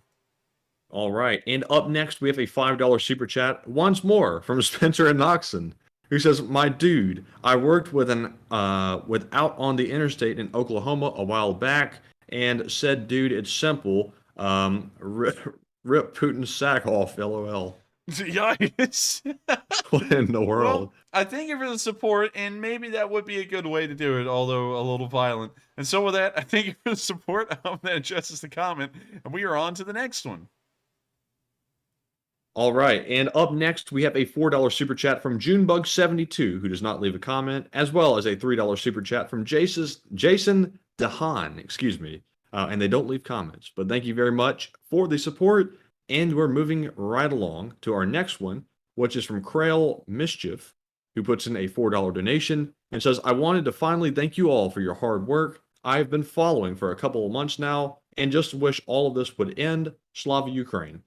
And I agree. I wish it'll all end. But of course, sometimes real life has other plans. But still, I support Ukraine 100%. And regardless of how long this war goes, we have to make sure that Ukraine does not lose. It's in America's best interest, and it's in the world's best interest that Ukraine does come out on top. And so with that, I thank you so much for the support. I hope that does address the comment fairly well. And with that, we are on to the next one. And thank you once again. All right. Just a moment. Excuse me there. Somebody's disturbing the stream a little bit. But anyways, moving on to our next well, it's somebody we know. It's not an intruder. Oh. But anyways, next super chat we have is from GNF, who puts in a $2 donation and says, thoughts on the Iran protest. I have not seen the Iran protests. I have heard about them, but I haven't been able to look at them on the news. Well, not the news, but where I go to find my news. And so with that, I thank you for the support, but unfortunately I'm going to declare ignorance on it because I just don't have enough information to comment on it. And so with that, we are on to the next one, and thank you once again. And next up, we have a $2 super chat from Mr. Lunchtime, who says, why will the Azov leaders remain in Turkey? I'm not exactly sure. I didn't know that there was a clause in there saying that they would remain in Turkey, but I couldn't really explain it because I'm kind of ignorant on that situation. I'm sorry to say that twice in a row, but I thank you for the support. I hope that does address the comment, and we are on to the next one. All right, and for our final super chat of the night, we have a $2 donation from Mr. Diggs, who says, guys, thank you for the news reporting and information, LSA. LSE! LSE! And thank you so much for this, for the kind words and also the support to our channel. It helps us to keep the thing running, and it helps us to make sure. Also, DJ Sharper Image just said that China announced that they will stand with Ukraine. Interesting. We'll look at that in a second, probably. But with that, I thank you so much once again for the kind words, and we're going to try and keep this stream running as long as we can. And of course, thanks to y'all's support, it will be possible. Now, let's pull up China, Ukraine news. Let's see.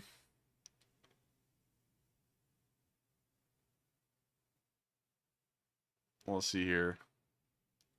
Fortunately, I can't find that. In fact, Reuters and CNN are saying that China is staying neutral, although their NATO address, their United Nations General Assembly address, actually did not show that. But with that, we are going to be moving on into our live chats, and due to time constraints, we'll only be able to answer live chats for about the next 7 minutes. And so with that, we are on to the first one. And the first one we have is from Super Bonker 9000, who says, "Did you guys hear that Russian politicians excluded themselves from the mobilization?" Yes, we did. We actually showed that on the news, I believe, last night. And so with that, we are on to the next one. And up next, we have a question from Revan Gray, who says, "Enforcer, with all these poorly trained soldiers headed to war, do you agree that the only thing Putin has guaranteed is that the death toll will rise dramatically?" I would have to definitely agree on that. They're going to be poorly trained and poorly equipped, and that's a recipe for slaughter. And so with that, we are on to the next one, and I hope I addressed that fairly well. All right. And next up, we have a question from Jet Fusion, who says, let's see, I think that's a duplicate question. Sorry about that, Jet Fusion. But we're moving on to the next one, which is from DL Hemingway, who says, "Do you think the Russians will be digging out their remaining stores of T-34 and T-85s?" I think they probably will at this rate. They're already eating through the T-62s. The next thing in line is the T-55s, the T-54s, and then finally the T-34s. And so with that, I hope we answered that fairly well, and we are on to the next one. All right, and moving on to our next one, we have a question from 420 Conservative, who says, "Enforcer, why does the French sell thermals and other electronic parts for their armored vehicles?" They do that most likely because their defense industry is a lot more relaxed, and so they can sell to loads of people regardless of who they are, and so some of those ended up in Russian hands. We have seen some examples of French equipment and technology on some Russian tanks, and I'm sure that those made their way into Russia probably a decade ago or so. And so with that, I hope that it addresses the question fairly well, and with that, we are on to the next one.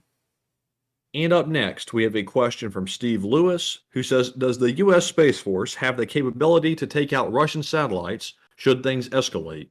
I believe that they may, but unfortunately, due to time constraints, I won't be able to look into it too well. And of course, take that with a grain of salt because I'm working off of layman information, and I don't really know a lot about the Space Force's capabilities in that regard. But with that, we are on to the next one. All right, and up next, we have a question from Christian Cruz, who says, "If Russia breaks up or is extremely weak, will China take Sevastopol?" No. China would not take Sevastopol. There would not be any good reason for them to do it. They wouldn't have a mainland connection with it or any kind of viable connection with it any way you could see it. The Turkish Strait, I guess you could say the Bosphorus, could be cut off from them, and then there'd be no way for them to reach it. So with that, I do not think that would be likely or logical. And so with that, we are on to the next one. And up next, we have a question from Ezo448, who says, "Black Sea Fleet relocated to Russian territory, warm water port. Thoughts on importance and strategic significance of Sevastopol if other ports could be suitable?"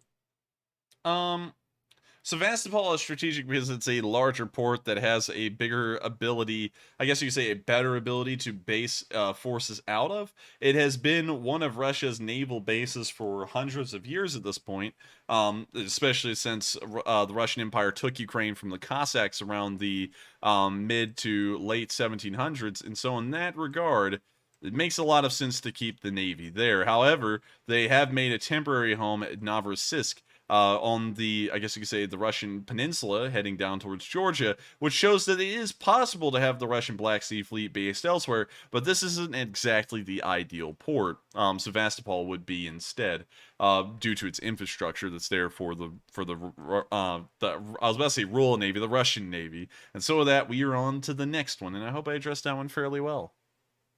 And next up, we have a question from Astrai Catharsis, who says, "Now that more or less the entirety of the Russian military is focused on Ukraine, could Georgia use this chance to reassert control over South Ossetia and Abkhazia?" Yes, it could. It could use this time to do such a thing. The Russians most likely wouldn't be able to support their forces down there, and it would probably overwhelm them. So I think that is a possibility, and hopefully if the Georgians do see an opportunity, they'll pounce on it immediately to make sure that Russian, I guess you could say, positioning around the world is put back even further than it was at the start of the war. And so with that, we are on to the next one, and thank you for a pretty good question. And up next, we have a question from Richard Parnell, Who says, Enforcer, wasn't Russia suffering from a lack of males prior to this anyway? They were still recovering from World War II, enough to be a major concern. This could be a disaster demographic. That is true. They usually suffer a lack of males in the Russian population by a pretty good extent through most generations, because they were almost always involved in some kind of war or some kind of event that would generally kill off the males and then leave a lot of women just around. So it's been a bit of an issue. In fact, it's such an issue that the Russian population is shrinking by year. And in fact, it's pretty much believed that the Russians will be out of existence in a way, or at least half their size or even smaller by the next 40 years or so. And so with that, I hope that addresses the question fairly well. And we are on to the final question of the night. And so who is the lucky last person who threw in that lucky last question of the night? All right, and the two viewers are WF2U and C. Fay, and they have figured out the Morse code. And they said, Enforcer, tonight's plain language telegraph message is, when the Chinese start saying it should stop, then who even supports Russia anymore? Slava Ukraine. And ding, ding, ding, ding, ding, you did get it correct. That's what the message says. And even when the Chinese are starting to say that territorial integrity of Ukraine should be respected, is anyone even on Russia's side anymore? Because at that point, it doesn't really seem like it. And so with that, thank you so much to both of y'all again for deciphering the Morse. And with that, it is the end of tonight's stream. I thank you all so much for watching. Also, real quick, Enforcer, 62% said they like the FNP90 and 38% said they don't like it. Interesting. So it looks like we're actually in the minority. But anyways, with that, we have now reached the end of tonight's stream. I thank you all so much once again for watching. If you did enjoy, please make sure to subscribe and also hit the like button. We are currently at 3,400 likes. I wonder if we could get that up to 3,600 before the end of the anthem. Of course, it has been an absolute pleasure again. We run these streams every single day of the week at 10 p.m. Eastern Time, Monday through Sunday. Well, not Monday. Tuesday through Sunday, and we take Mondays off. Every night, we run the show at 10 p.m. Eastern Time, covering the past 24 hours of the news of the war in Ukraine. And so with that, I thank you all so much once again for watching, and I will see you all tomorrow at 10 p.m. Eastern Time to cover the next 24 hours of the war in Ukraine. Thank you all once again, and I will see you all tomorrow.